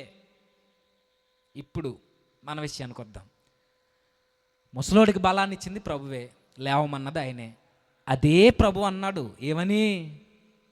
శత్రువుని ప్రేమించు. అదే ప్రభు అన్నాడు మోహపు చూపు చూడొద్దు. అదే ప్రభు అన్నాడు అబద్ధం ఆడొద్దు. అదే ప్రభు చెప్పాడు నేను చెప్పినట్టు నువ్వు బ్రతకని. ఆయనకి తెలుసు అంటే ముసలోడు లేవలేడని ప్రభువుకి తెలుసు, తెలిసే లేవమన్నాడు. మనం బ్రతకలేమని తెలుసు అంటే తెలిసే బ్రతకమంటాడు. ఎందుకు? నీ శక్తి వల్ల అనగా ఆ పెద్ద ఆయన శక్తి వల్ల లేస్తాడని లేవమనలేదు, నీ భక్తి వల్ల నువ్వు నిలబడతావని నిన్ను బ్రతకమనలేదు. నీ శక్తి వల్ల నువ్వు రక్షింపబడతావని నిన్ను నిలబడమనలేదు ప్రభు. పెద్ద ఆయనకి బలాన్ని ఇచ్చిన వాడే మన ఆత్మీయ స్థితిని మెరుగుపరచడానికి కూడా బలాన్ని ఇచ్చేవాడు ఆయనే. మొదట్లో ఒక మాట చెప్పాను, బ్రతకడం మన వల్ల కాదా అంటే, మానవతా దృక్కోణంలో నా వల్ల అవుద్ది, నాకన్నా గొప్ప భక్తులు లేడు, నేను దేవునికి ఎంతో చేసేస్తున్నానంటే ఎప్పటికీ నీ వల్ల అవ్వదు. మరి ఇప్పుడు నీ వల్ల అవుద్ది? ఈ పెద్ద ఆయన ఏం చేశాడు అదే చేయాలి. ఏం చేయాలి? మాట వినాలి, మాటను నమ్మాలి. ఆయన ఏ మాట అయితే చెప్పాడో ఆ మాటకి తగ్గట్టుగా నేను లేస్తాను అని నిలబడాలి. ఈయనకున్న ధైర్యం ఏంటో చెప్పనా? నేను నిలబడలేను, నా వల్ల అవ్వదు. ఎన్నోసార్లు ట్రై చేసి ఉంటాడు ఆయన. ఎన్నోసార్లు మనకు దెబ్బ తగిలితేనే సేపు పని చేస్తుందా లేదని 100 సార్లు మనం దాన్ని కదుపుతూ ఉంటాం, పని చేస్తుందా లేదని. మనమే ఎన్నిసార్లు చేస్తే ఈ పెద్ద ఆయన జీవిత కాలంలో ఎన్నిసార్లు ప్రయత్నించి ఉంటాడు లేవడానికి, ఎన్నిసార్లు తినడానికి ప్రయత్నించి ఉంటాడు, ఎన్నిసార్లు కాలకృత్యాలు ఆ మంచం మీద కాకుండా బయటికి వెళ్ళడానికి ప్రయత్నించి ఉంటాడు. అయిందా? కానీ తనకున్న ధైర్యం ఏంటో చెప్పనా? ఎన్నోసార్లు ప్రయత్నించాను, నా వల్ల అవ్వలేదు. ఎన్నోసార్లు లేవాలనుకున్నాను, మంచాన్ని పట్టుకోవాలనుకున్నాను, నడవాలనుకున్నాను, నా వల్ల అవ్వలేదు. కానీ ఎన్నోసార్లు ప్రయత్నించడం కాదు, కానీ నా వల్ల అవ్వదని నాకు తెలుసు. కానీ నా ఎదురుగా ఉన్నవాడు నా వల్ల అవ్వదేమో కానీ ఆయన వల్ల అవుద్ది. లేవమన్నవాడే లేవడానికి శక్తినిస్తున్నప్పుడు లేవడానికి నాకేంటి బాధ అని లేచి నిలబడ్డాడు ఆయన. లేవమన్నవాడికి లేని బాధ నాకెందుకు, ఆయన శక్తిని ఇస్తానన్నాడు, ఆయన బలాన్ని ఇస్తానన్నాడు. ఈరోజు ఆయనకే కాదు మనకు కూడా, నువ్వు నిలబడడానికి ప్రయత్నిస్తే, నేను నిజాయితీగా నిలబడతానని ప్రభుకు మాటిస్తే ఆయనే నీ తోడుంటాడు, ఆయనే నీకు శక్తినిస్తాడు, ఆయనే నీ మీద అధికారం ఉంటాడు. ముసలోని నిలబెట్టిన ప్రభు మనల్ని నిలబెట్టాడా? ఆయనకిచ్చిన స్వస్థత పోయిన మన జీవాన్ని మనకు తిరిగి ఇవ్వలేడా? దేవునికి మాట ఇచ్చి ఎన్నోసార్లు పడిపోయిన మనం ఒకరోజు బ్రతకం కదా. మనం బాప్తిస్మం తీసుకున్న తొలి దినాల్లో అబద్ధం ఆడలేదు, బాప్తిస్మం తీసుకున్న తొలి దినాల్లో నిజాయితీగా బ్రతకం, వేషధారణని ముసుగులేదు. ఈరోజు అవన్నీ కోల్పోయాం. ఈరోజు మరలా ప్రభు అంటున్నాడు, ఏం భయపడొద్దు, నేను నీకు తోడుంటాను, నువ్వు నిలబడన్నాడు ఆయన. మనకేంటి బాధ? బైబిల్లో ఒక మాట ఉంది, ఒకే భావం వచ్చే 2 మాటలు 2 వ్యక్తులకు ఆపాదించబడ్డాయి. ఒకటి, నీ దేవునికి సమస్తము సాధ్యం. మన దేవునికి అసాధ్యమైనది ఏదీ లేదు. ఇదే భావం, ఇదే మాట మరొక వ్యక్తికి వాడబడింది. ఎవరికి? మనకే, విశ్వాసికి, నమ్మువానికి సమస్తము సాధ్యం. ఈ పెద్ద ఆయన నమ్మాడు, నిలబడలేనోడు నిలబడి చూపించాడు. ఈరోజు మనం పూర్తిగా దేవుని మీద ఆధారపడట్లేదు కాబట్టే నా వల్ల అవదు, బైబిల్లో ఎన్నో ఉంటే ఈ మాటలన్నీ ఎందుకు వస్తున్నాయి? దేవుని యొక్క శక్తి మన జీవితంలో ప్రవహించకుండా చేసేస్తున్నాం మన అపనమ్మకం ద్వారా.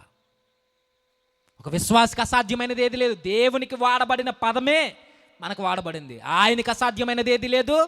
ఆయన మీద ఆధారపడి ఆయన నమ్ముకున్న వ్యక్తులకు కూడా అసాధ్యమైనది ఏది లేదు. మనం జయించగలం, మన వల్ల అవుద్ది, అబద్ధం ఆడకుండా ఉండగలం, సహోదరునేటి శత్రువును కూడా పిలిచి భోజనం పెట్టగలం. ఎప్పుడు?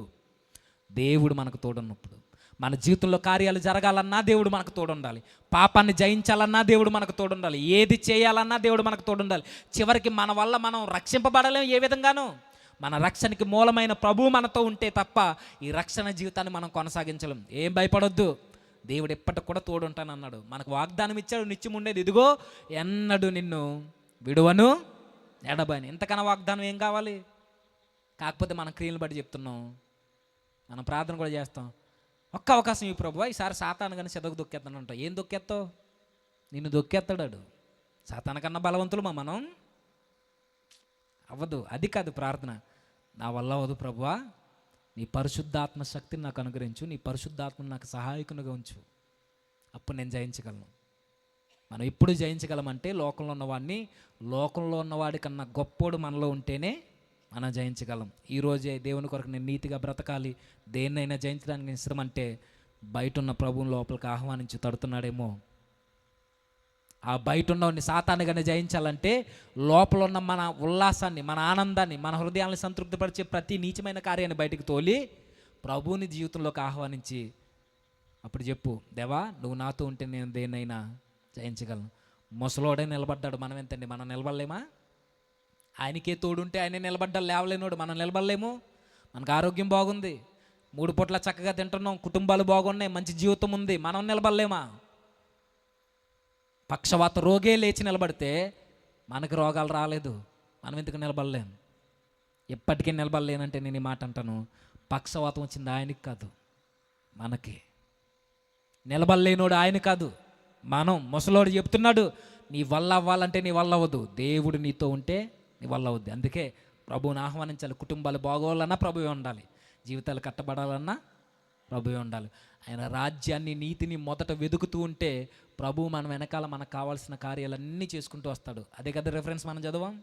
అదే, దేవుడు మనతో ఉంటే సమస్తము సాధ్యమే, మన వల్ల అవుద్ది. తలవంచండి, ప్రార్థన చేద్దాం. సర్వోన్నతుడా, సర్వాధికారి, కృపగల మా ప్రభువా, నిజమే తండ్రి, మానవత దృక్కోణంలో ఉన్నంత కాలం తండ్రి, మీరు మాతో లేనంత కాలం మేము దేన్ని జయించలేం. మీరు మాతో ఉంటే సర్వాన్ని మేము జయించగలం.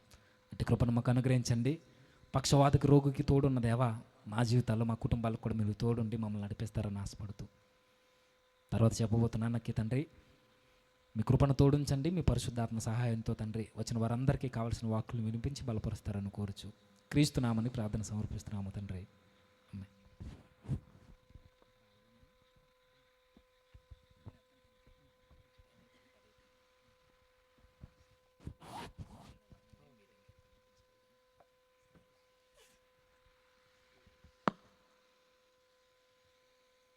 ప్రభునందు ప్రియ దేవుని విశ్వాసులారా, ప్రభువును రక్షకుడైన యేసుక్రీస్తు పరిశుద్ధ నామమున చేరవచ్చిన మీ అందరికీ, తలలో ఉంచిన మీ అందరికీ ప్రభువైన యేసుక్రీస్తు నామములో ప్రత్యేకమైన శుభాలు ప్రభు పేరట తెలియజేస్తూ ఉన్నాం. రెండవ రోజు మొదటి వర్తమానము మరి బ్రదర్ సురేష్ గారు మరి దైవ సందేశాన్ని వారు అందించారు. దేవుని యొక్క మహిమార్థమై ఈ దినాన్ని మరి మార్కు సువార్త 2వ అధ్యాయములో పక్షవాయు గలవాన్ని చూచి అని గురించి అనేక విషయాలు, అనేకమైనటువంటి కథల ద్వారా మరి సుమారు 12-13 మరి ఉదాహరణలు తీసుకొని మరి 30 నిమిషాలు వారు మరి వాక్యాన్ని అందించారు. మరి అందుని బట్టి వారికి మరి ప్రత్యేకమైన వందనాలు మరి ప్రభు పేరట తెలియజేస్తూ ఉన్నా. ఈ పక్షవాయు గలవాడు ముసలివాడని ఎక్కడా బైబిల్లో వ్రాయబడలేదు. నలుగురు చేత మోయించుకుని తీసుకొచ్చినటువంటి వాడని, అతడు నిస్సహాయకుడని బైబిల్లో వ్రాయబడి, ఎవరెవరి మీద, ఇతరుల మీద ఆధారపడి, డిపెండ్ ఆన్ అదర్స్ అనే మాట, ఇతరుల మీద ఆధారపడేటువంటి వాడిని ఈ మార్కు సువార్తకుడు ఈ 4 సువార్తలలో మొట్టమొదట వ్రాయబడిన సువార్త మార్కు సువార్త. దానిని మత్తయి సువార్త మొదటి సువార్తగాను, 2వ సువార్త మార్కు సువార్తగాను, 3వ సువార్త డాక్టర్ గనుక మరి లూకా సువార్తగా వ్రాయబడింది. తర్వాత యోహాను సువార్త వ్రాయబడింది. ఈ వాక్య భాగములో ఈ పక్షవాయు గలవాడి యొక్క ఉద్దేశం ఏంటంటే, నిస్సహాయ స్థితిలో ఉన్నటువంటి వాడికి వాడు ఏం చేశాడని ఆలోచన చేసినట్లయితే, వాడు పాపస్థితిని, భయంకరమైన పాపస్థితిలో ఉన్నటువంటి వాడని 9వ వచనంలో మనం వ్రాయబడింది. చూడండి ఒకసారి, 9వ వచనం, 2:9 వచనం. ఈ పక్షవాయు గలవానితో నీ పాపములు క్షమింపబడి ఉన్నవని చెప్పుట సులభమా, నీవు లేచి నీ పరిపెత్తుకొని నడవమని చెప్పుట సులభమా అని చెప్పి అక్కడ ఏమంటాడంటే 12వ వచనం అంటాడు కదా, తక్షణమే వాడు లేచి, ఏమైందండి, ఏమిటి ఇక్కడంతా? ప్రభు అయినటువంటి యేసు ప్రభు వారు ఈ పక్షవాయు గల వాని యొక్క విశ్వాసమా, లేకపోతే వానిని మోసుకొని తీసుకొచ్చినటువంటి నలుగురు విశ్వాసమా అని మనం ఆలోచన చేస్తున్నట్లయితే ఎవరి విశ్వాసం అండి? నిస్సహాయ స్థితిలో ఉన్నటువంటి వానికి నలుగురు సహాయము చేయడానికి, వాడు బైబిల్లో అనేక మంది పండితులు చెప్పినటువంటి మాట ఏంటంటే, వాడు ఒక ధనవంతుడనే మాట వ్రాయబడి ఉన్నతమైన స్థితిలో ఉన్నవాడని చెప్పబడుతుంది. అందుచేత నిస్సహాయ స్థితిలో పక్షవాయువుతో బాధపడుచున్నటువంటి వాడి దగ్గరికి వెళ్ళి ప్రయాసపడి, ఏదో కపెర్నహూం గ్రామములో ఒక ఇంటిలో ఉన్నటువంటి యేసు ప్రభు వారి దగ్గరికి వెళ్ళినప్పుడు వారి దగ్గరికి తీసుకొని వెళ్ళలేని పరిస్థితులు ఉండగా పైకొప్పు విప్పి పెంకులు తీసి అక్కడ యేసు ప్రభు వారు ఉన్న చోటికి దింపినప్పుడు వారి యొక్క విశ్వాసము, తీసుకువెళ్ళినటువంటి నలుగురి యొక్క విశ్వాసము చాలా గొప్పది అనేటువంటి మాట మనం గమనించాలి.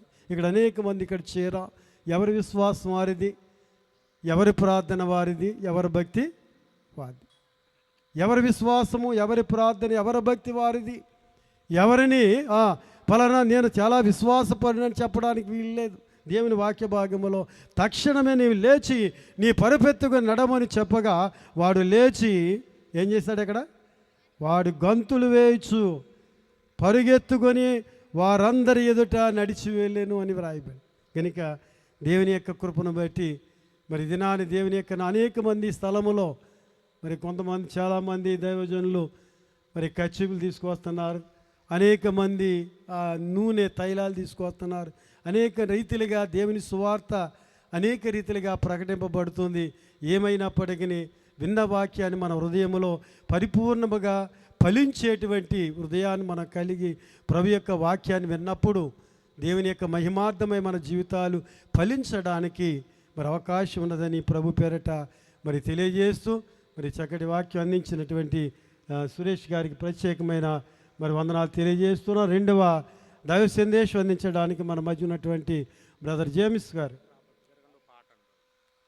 బ్రదర్ రాబర్ట్ గారు ఒక ప్రత్యేకమైన పాట పాడిన తర్వాత మరి దేవుని యొక్క సందేశాన్ని జేమ్స్ గారు మరి వాక్యాన్ని అందిస్తారు.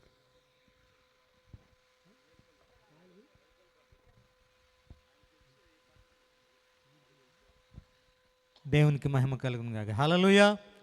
రెండు చేతులు పైకెత్తి బిగ్గరగా స్తోత్రం చెల్లిందామా? హల్లెలూయా, హల్లెలూయా.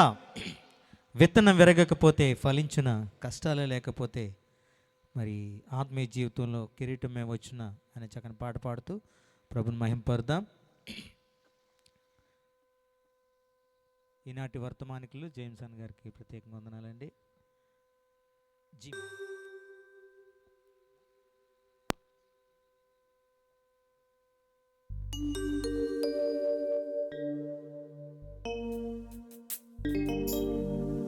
శ్రమలే నా అతిశయం, శ్రమలోనే ఆనందం, శ్రమలయందే ఉత్సాహం, విశ్వాసమే నా బలం.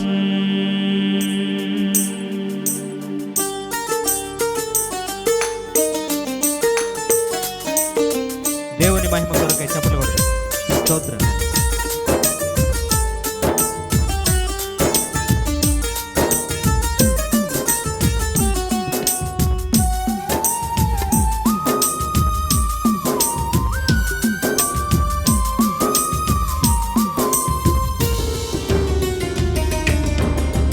విత్తనం విరగకపోతే ఫలించునా, కష్టాలే లేకపోతే కిరీటమే వచ్చునా. విత్తనం విరగకపోతే ఫలించునా, కష్టాలే లేకపోతే కిరీటమే వచ్చునా. శ్రమలే నా అతిశయం, శ్రమలోనే ఆనందం, శ్రమలయందే ఉత్సాహం, విశ్వాసమే నా బలం. శ్రమలే నా అతిశయం, శ్రమలోనే ఆనందం, శ్రమలయందే ఉత్సాహం, విశ్వాసమే నా బలం. విత్తనం విరగకపోతే ఫలించునా, కష్టాలే లేకపోతే కిరీటమే వచ్చునా.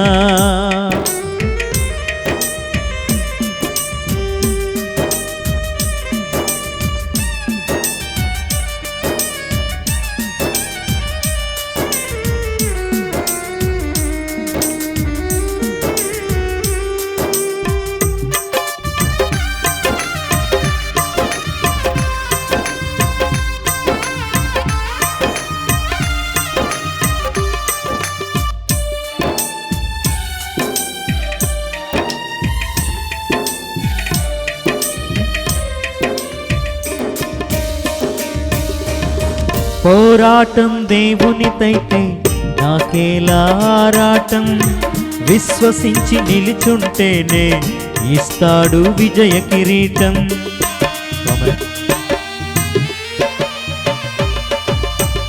పోరాటం దేవునిదైతే నాకేలా ఆరాటం, విశ్వసించి నిలుచుంటేనే ఇస్తాడు విజయ కిరీటం. గొల్యాతును పుట్టించినదే దావీదును హెచ్చించుటకే, గొల్యాతును పుట్టించినదే దావీదును హెచ్చించుటకే. కిరీటం కావాలంటే గొల్యాతులు రావద్దా, కిరీటం కావాలంటే గొల్యాతులు రావద్దా.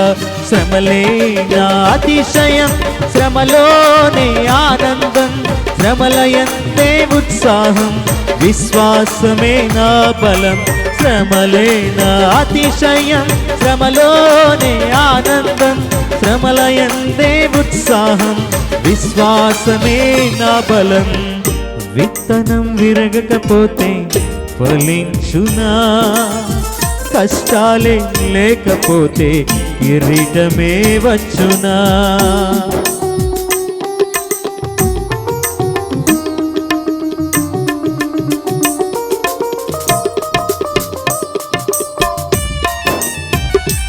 స్తోత్రం.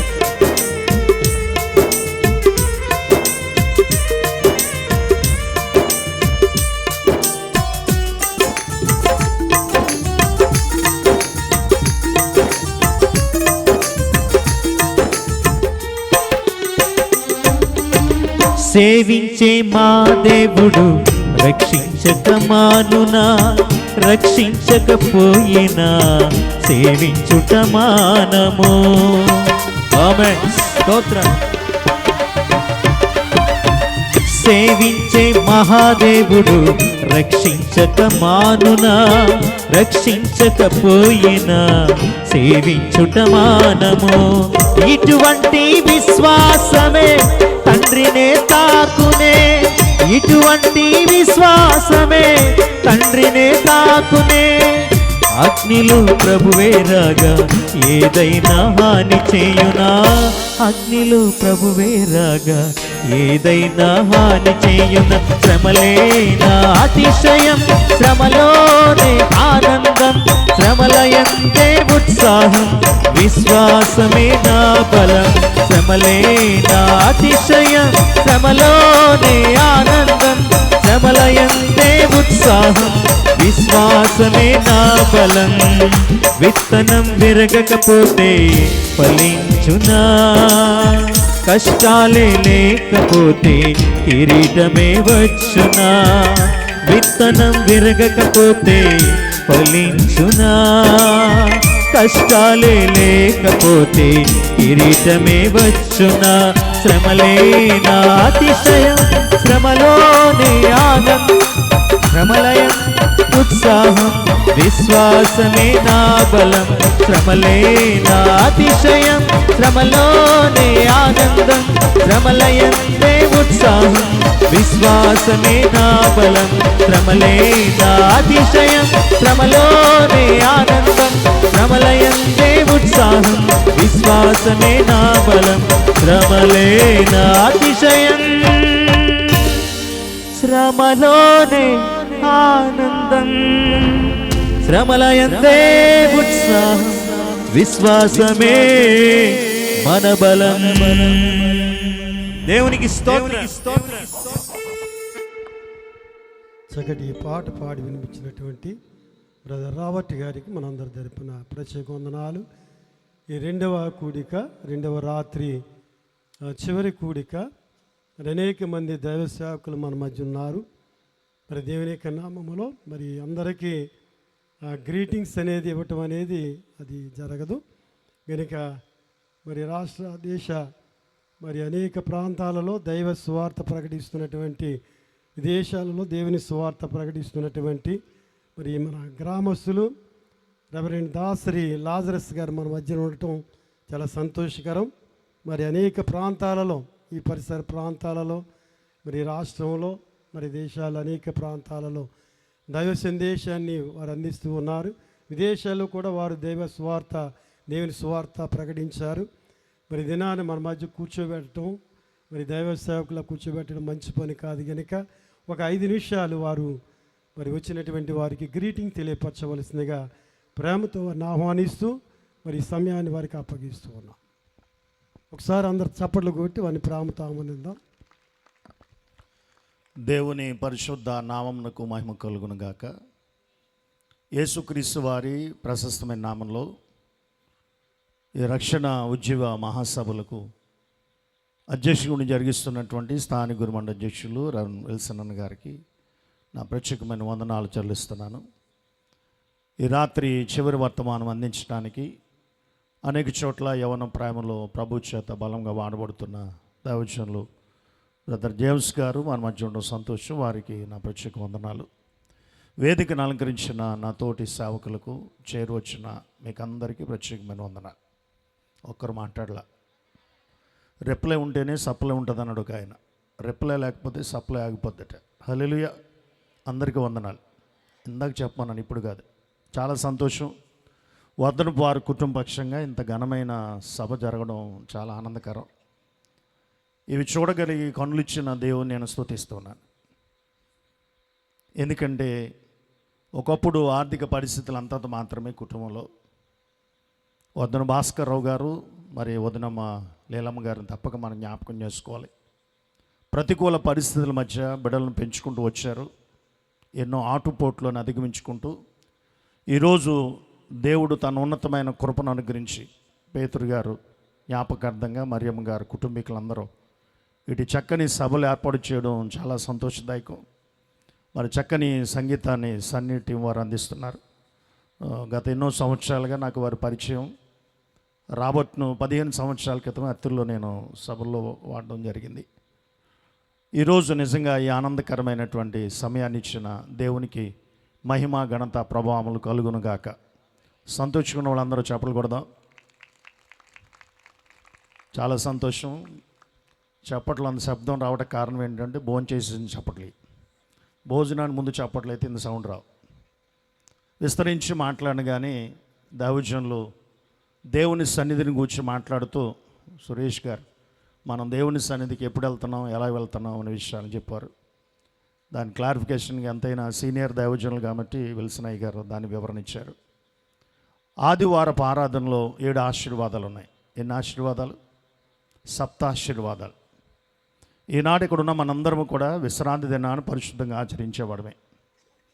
ఆ 7 ఆశీర్వాదాలు మనం పొందాలంటే దేవుని యొక్క సన్నిధికి క్రమం తప్పక వెళ్ళాలి. దేవుని సన్నిధిలో గడపాలి. గట్టిగా లెక్కపడితే 30 నుంచి 40 ఇళ్ళు ఉంటాయో లేదో తెలియదు. ఇక్కడ ఈ కుగ్రామాన్ని దేవుడు ఇంతగా ప్రేమించి దాదాపు 10 మంది సేవకులను ప్రభు పని కొరకు పిలిచాడు. ఆ సేవకుల్లో ఒకరిగా నేనుండడం ప్రభు కృప. మీకు అందరికీ తెలుసు వీడు ఎంతకాలం బ్రతుకుతాడన్న రోజులున్న నా జీవితంలో. ప్రభు కొరకు మమ్మల్ని మేము సమర్పించుకున్న తర్వాత ప్రభువు బ్రతికిస్తున్నాడు. అనేక మందికి సువార్త ప్రకటించే భాగ్యాన్ని ఇచ్చాడు. ఎంత దేవుని కృపలో ఎదిగినప్పటికీ మేమందరం ఈ ఆధ్యాత్మిక స్థితిలో ఎదగడానికి ఒకటి దేవుని కృప, 2 దైవజనులు రవణ విల్సన్ అయ్య గారి యొక్క ప్రోత్సాహం. ఇది ఎప్పటికీ కూడా ఇక్కడున్న నా తోటి సేవకులు ఎవరు కూడా మర్చిపోలేని సందర్భం. వారు ప్రోత్సహించారు కాబట్టి గత 20 సంవత్సరాలుగా సువార్తిక నూతన సంఘంలో పరిచయం చేసే భాగ్యాన్ని దేవుడిచ్చాడు. ఆదివారపు ఆరాధన అనేటువంటిది విశ్వాస జీవితంలో చాలా ప్రాముఖ్యత కలిగింది. అలాగని వన్ డే క్రైస్తవులుగా మనం ఉండకూడదు, సండే క్రైస్తవులుగా ఉండకూడదు, అనుదిన క్రైస్తవులుగా ఉండాలి. ఒక ఆదివారానికి మాత్రం మన భక్తి పరిమితం కాకూడదు. ఒక దైవజనుడు ఇలా సభలకు వెళ్తే సంఘాన్ని పరిచయం చేస్తున్నాడు. మా సంఘం సండే ఏంజల్స్ అన్నాడు. చాలా మంచిదండి, మీ సంఘం దేవదూతలు అయితే మీరందరూ పరలోకంలో ఉంటారన్నాను. రెండో ప్రశ్నగా ఆయన అన్నాడు, సండే ఏంజల్స్ అన్నాను, మీరు బాగానే ఉంది, మరి మండే టు సాటర్డే అడగలేదు ఏంటి అన్నాడు. ఇక దాన్ని అడగవలసిన అవసరం ఏముంది? సండే ఏంజల్స్ అయినప్పుడు మండే టు సాటర్డే ఏంజల్సే కదా అన్నాను. కాదండి, మండే టు సాటర్డే డెవిల్స్ అన్నాడు ఆయన. ఆదివారం మాత్రమే దేవతలా ఉంటారు, మిగిలిన 6 దినాలు దయ్య పిల్లలుగా ఉంటారు. ఇది నామకార్థ క్రైస్తవ జీవితం.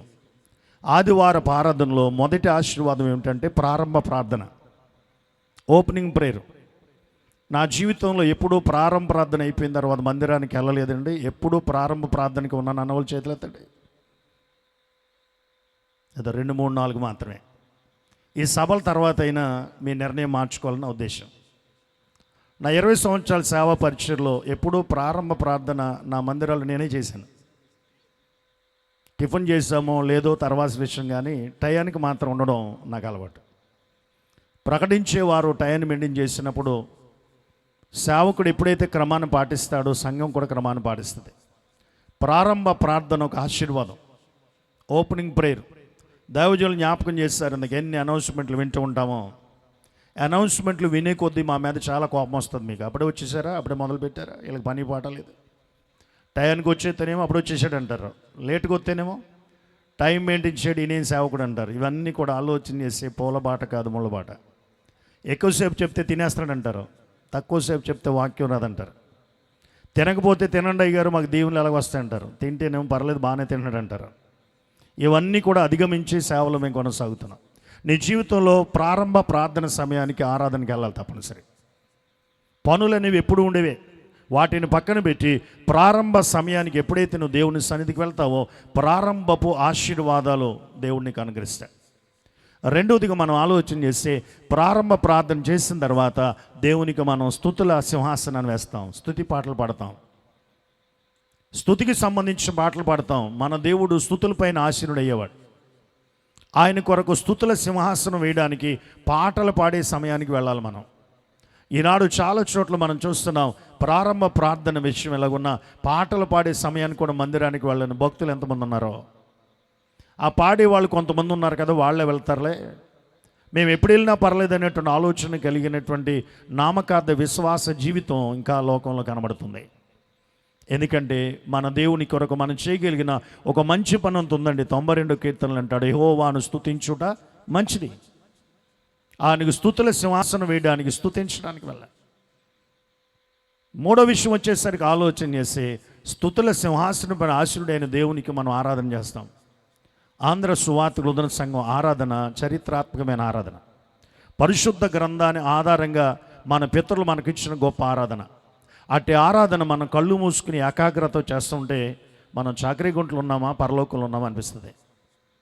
ఆరాధన సమయానికి దేవుని సన్నిధికి వెళ్ళడం మూడవ ఆశీర్వాదం. చాలా త్వరగా చెప్తున్నాను నేను. మనం ఆరాధించే దేవుడు ఆత్మ కనుక ఆయన ఆత్మతోనూ సత్యంతోనూ ఆరాధించాలి. నేను ఎప్పటికీ చాలా జ్ఞాపకం నాకు, మనం ఆరాధించేటప్పుడు ఆలోచన చేసి గనక కలుగును గాక దేవునికి మహిమన్న తర్వాత నెమ్మదిగా పాడే ఒక చరణం ఉంటుంది. అప్పుడు మన గ్రామంలో నా బాలించి బాగా ఇష్టం. ఆ సమయంలో మనం మోకరిస్తాం. ఈ విధానం చాలా చోట్ల నేను చూడాల. ప్రభు సన్నిధిలో ఆరాధించే సమయం చాలా ప్రాముఖ్యమైనది. ఆయనను ఆరాధించేవారు ఆత్మతోనూ సత్యముతోనూ ఆరాధించాలి. ప్రభువును ఆరాధించడం ద్వారానే దీవించబడతాం. ప్రార్థన ద్వారా దేవుడు దీవిస్తాడు. రెండవదిగా మనం జ్ఞాపకం చేసుకుంటే దేవుని స్తుతించడం ద్వారా దేవుడు దీవిస్తాడు. మూడవదిగా ఆరాధన సమయం దైవజనులు జ్ఞాపకం చేశారండి. మందిరానికి వచ్చేటప్పుడు తాబేల్లా వస్తారట, వెళ్ళేటప్పుడు పుల్లా వెళ్తారట. ఇక మరలా పెట్ట కనపడిన పరిస్థితి. అందరికంటే ముందు ఎవరు వస్తారో, అందరికంటే లాస్ట్ ఎవరు వెళ్తారో, నేనే మాట ఎవరో చెప్పట్లా. లాస్ట్ వెళ్ళేది చెప్తారేమో కదా. లాస్ట్ కూడా మీరు కాదు, మేమే ముందు వస్తాం, మేమే లాస్ట్ వెళ్తాం. భోజనాలు లేనప్పుడు మాత్రం ప్రార్థన చేయండి గారని లైన్లో నిలబడతారు. అదే పలహారం భోజనం ఉన్న రోజున ఒక్కళ్ళు ప్రార్థన చేయించుకుంటారు రారు. ప్రార్థన చేసిన పలహారం అయిపోతుంది, భోజనాలు అయిపోతాను భయం వాళ్ళకి. ఇటువంటి భక్తి కలిగి జీవిస్తున్నాం లోకంలో మనం. ప్రభు కొరకు ఆలోచన చేస్తే గనక ప్రభువును ఆరాధించేవారు ఉండాలి. అబ్రహాము విశ్వాసం ఆరాధించిందట, రాహాబు విశ్వాసం రక్షించిందని సువార్త గాయకులు యేసుపాదం గారు అద్భుతమైన కీర్తన రాశారు. ఆరాధనా సమయానికి దేవుని మందిరానికి వెళ్ళడం మూడో ఆశీర్వాదం. నాలుగవదిగా వాక్య పఠన, పరిశుద్ధ గ్రంథాన్ని చదవడం, పరిశుద్ధ గ్రంథాన్ని తెరిచి చదవడం. ఎందుకంటే ప్రకటన గ్రంథం 1:3 అంటాడు, అన్నిటంతము సమీపించినది కనుక ఈ ప్రకటన వాక్యము చదివి విని వాటిని గైకొనివాడు ధన్యుడు. దేవుని పరిశుద్ధ వాక్య పఠనం ఈనాడు ఆలోచన చేస్తే గనక వాక్య ధ్యానం అనేటువంటి దానికి వాక్య పఠించేటప్పుడు చాలామంది పరిశుద్ధ గ్రంథాలు మందిరాన్ని తీసుకురావట్లేదు. మంచిగా సెల్ ఫోన్తో ఆరాధనకు వచ్చేవాళ్ళు ఎక్కువైపోయారు. ఈ మధ్య ఒక పెళ్లి చేసుకెళ్తే నేను ఒక ఆయన పాస్టర్ గారు సెల్ ఫోన్లో పెళ్లి చేస్తున్నాడు. అంతే, సెల్ ఫోన్ చూసి కనీసం ఒక బుక్లెట్ కూడా లేదు అక్కడ. అది అవసరమైన చోట. ఇప్పుడేంటి నీ దగ్గర పరిశుద్ధ గ్రంథం లేనప్పుడు, నువ్వు సుదీర్ఘ ప్రాంతం ప్రయాణం చేస్తున్నప్పుడు అటువంటి పరిస్థితుల్లో దాన్ని వాడొచ్చేమో, కానీ ఇక్కడ కాదు. ఆదివారపు ఆరాధనలో కూడా కొంతమంది బైబిల్ తీసి చదవకుండా సెల్ ఫోన్ తీసి చదివేటువంటి పరిస్థితులు చాలా చోట్ల కనబడుతున్నాయి. కాబట్టి నేను జ్ఞాపకం చేస్తున్నాను, వాక్యము చదవడం అనేది గొప్ప ఆశీర్వాదం. దివారాత్రము దాన్ని ధ్యానించేవాడు ధన్యుడని పరిశుద్ధ వాక్యం సెలవిస్తుంది. కాబట్టి దేవుని వాక్యాన్ని చదవడం, దేవుని వాక్యం చదువుతున్నప్పుడు దాన్ని మనం కూడా మనసులో ఆలోచన చేసి చదువుకుంటూ వెళ్ళడం అనేది గొప్ప ఆశీర్వాదం. ఇక 4వది వచ్చేసరికి ఆలోచన చేస్తే 1 ప్రారంభ ప్రార్థన, 2వది స్తుతుల సింహాసనం, 3 ఆరాధన, 4 వాక్య పఠన, 5 వాక్య ధ్యానం, వాక్య సందేశం, హోమిలెటిక్స్ అన్నారు దాన్ని, ధర్మశాస్త్రోపదేశం. దైవ సేవకులు దేవుని వాక్యం చెప్తుండగా ఆ వాక్యాన్ని వింటే ఆశీర్వాదం పడతాం. దేవుని మాటలు వింటే మనం దీవించబడ్డాం. వినుటలో 4 ఆశీర్వాదాలు ఉన్నాయి బైబిల్లో. 1 ఆలోచన చేస్తే గనక నీవు వినుట ద్వారా ధన్యత కలుగుతుంది. యెషయా గ్రంథం 53 అంటాడు, మీరు ఆలోచన చేస్తే నా మాట వింటే బ్రతుకుతారంటాడు. ఇశ్రాయేలు నా మాట వినినెడల ఎంత మేలు అంటాడు. ఈ ప్రవచన వాక్యం చదివి విని వాటిని గైకొని వాడు ధన్యుడు అంటాడు.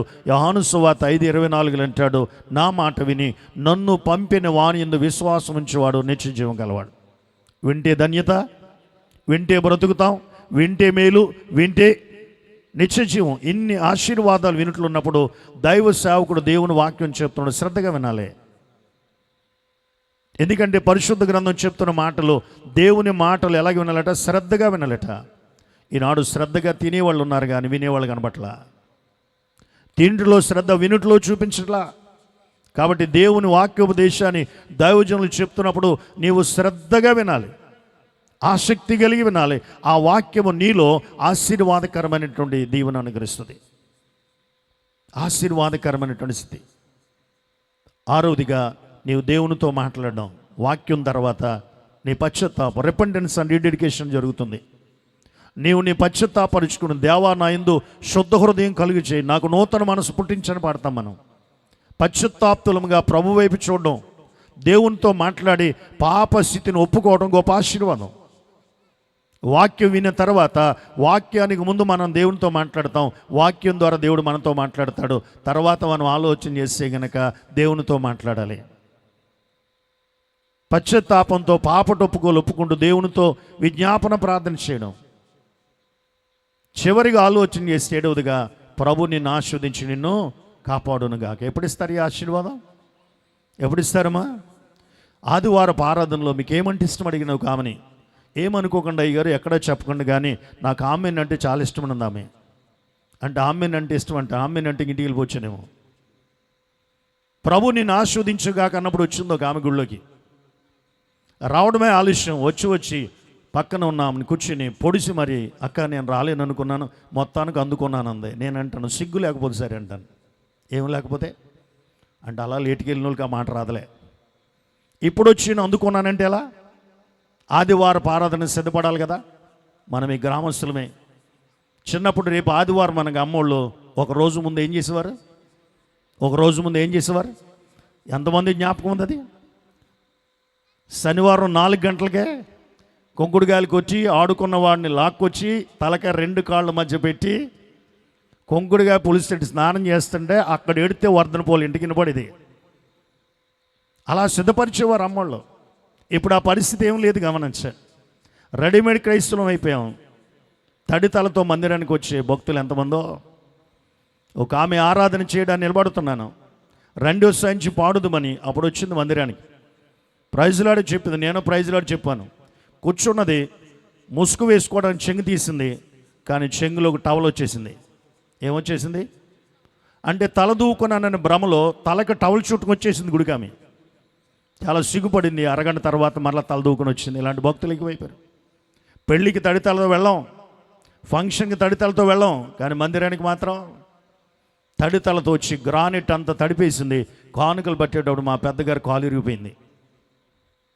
అలాంటి వీర భక్తులు ప్రస్తుత సమాజంలో కనబడుతున్నారు. టైం అనేది చాలా ప్రాముఖ్యమైనది, సిద్ధపాటు అనేది చాలా ప్రాముఖ్యమైనది. నేను మరలా జ్ఞాపకం చేస్తున్నాను, 7 ఆశీర్వాదాలు ఈరోజు నీ జీవితంలో సొంతం చేసుకోవాలంటే రేపటి ఆరాధన నుంచి ప్రారంభ సమయాన్ని దేవుని సన్నిధి. పనులు ఎప్పుడూ ఉంటాయి, మనం బ్రతికినంతకాలం పనులు ఉంటాయి.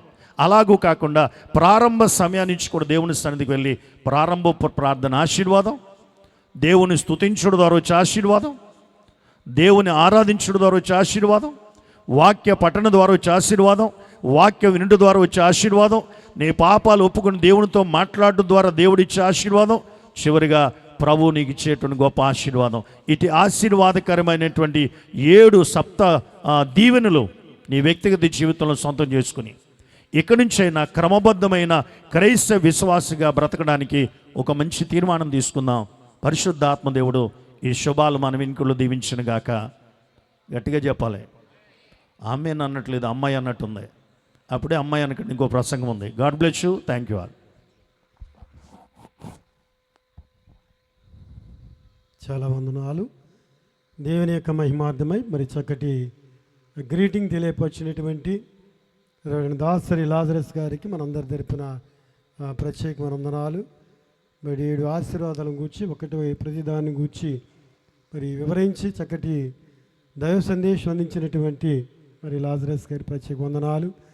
మరి ఆయా ప్రాంతాల్లో మరి టీవీ ప్రసంగికులుగా దేశ విదేశాలలో దేవుని యొక్క సువార్త మరి ఆంధ్ర సవార్థిక లూథరన్ సంఘాలు చక్కటి పరిచర్య జరిగిస్తున్నటువంటి మార్క్పేట గురుమండల అధ్యక్షులు రెవరెండ్ దాసరి లాజరస్ గారికి మరి ఒకసారి మనందరి తరపున ప్రత్యేక వందనాలు ప్రభు పేరట తెలియజేస్తూ మరి రెండవ రోజు రెండవ ప్రసంగం మన మధ్య వాక్యం అందించడానికి మన మధ్య ఉన్నటువంటి మరి బ్రదర్ పి జేమ్స్ గారు మన మధ్య ఉండటం చాలా సంతోషం. దేవుని నామంలో వారి ప్రత్యేకంగా ఆహ్వానిస్తూ వారికి సమయాన్ని అప్పగిస్తున్నాం. దేవుని నామం అందరూ చప్పట్లు కొట్టి వారిని ప్రేమతో ఆహ్వానించవలసిందిగా మనం చేస్తున్నాం.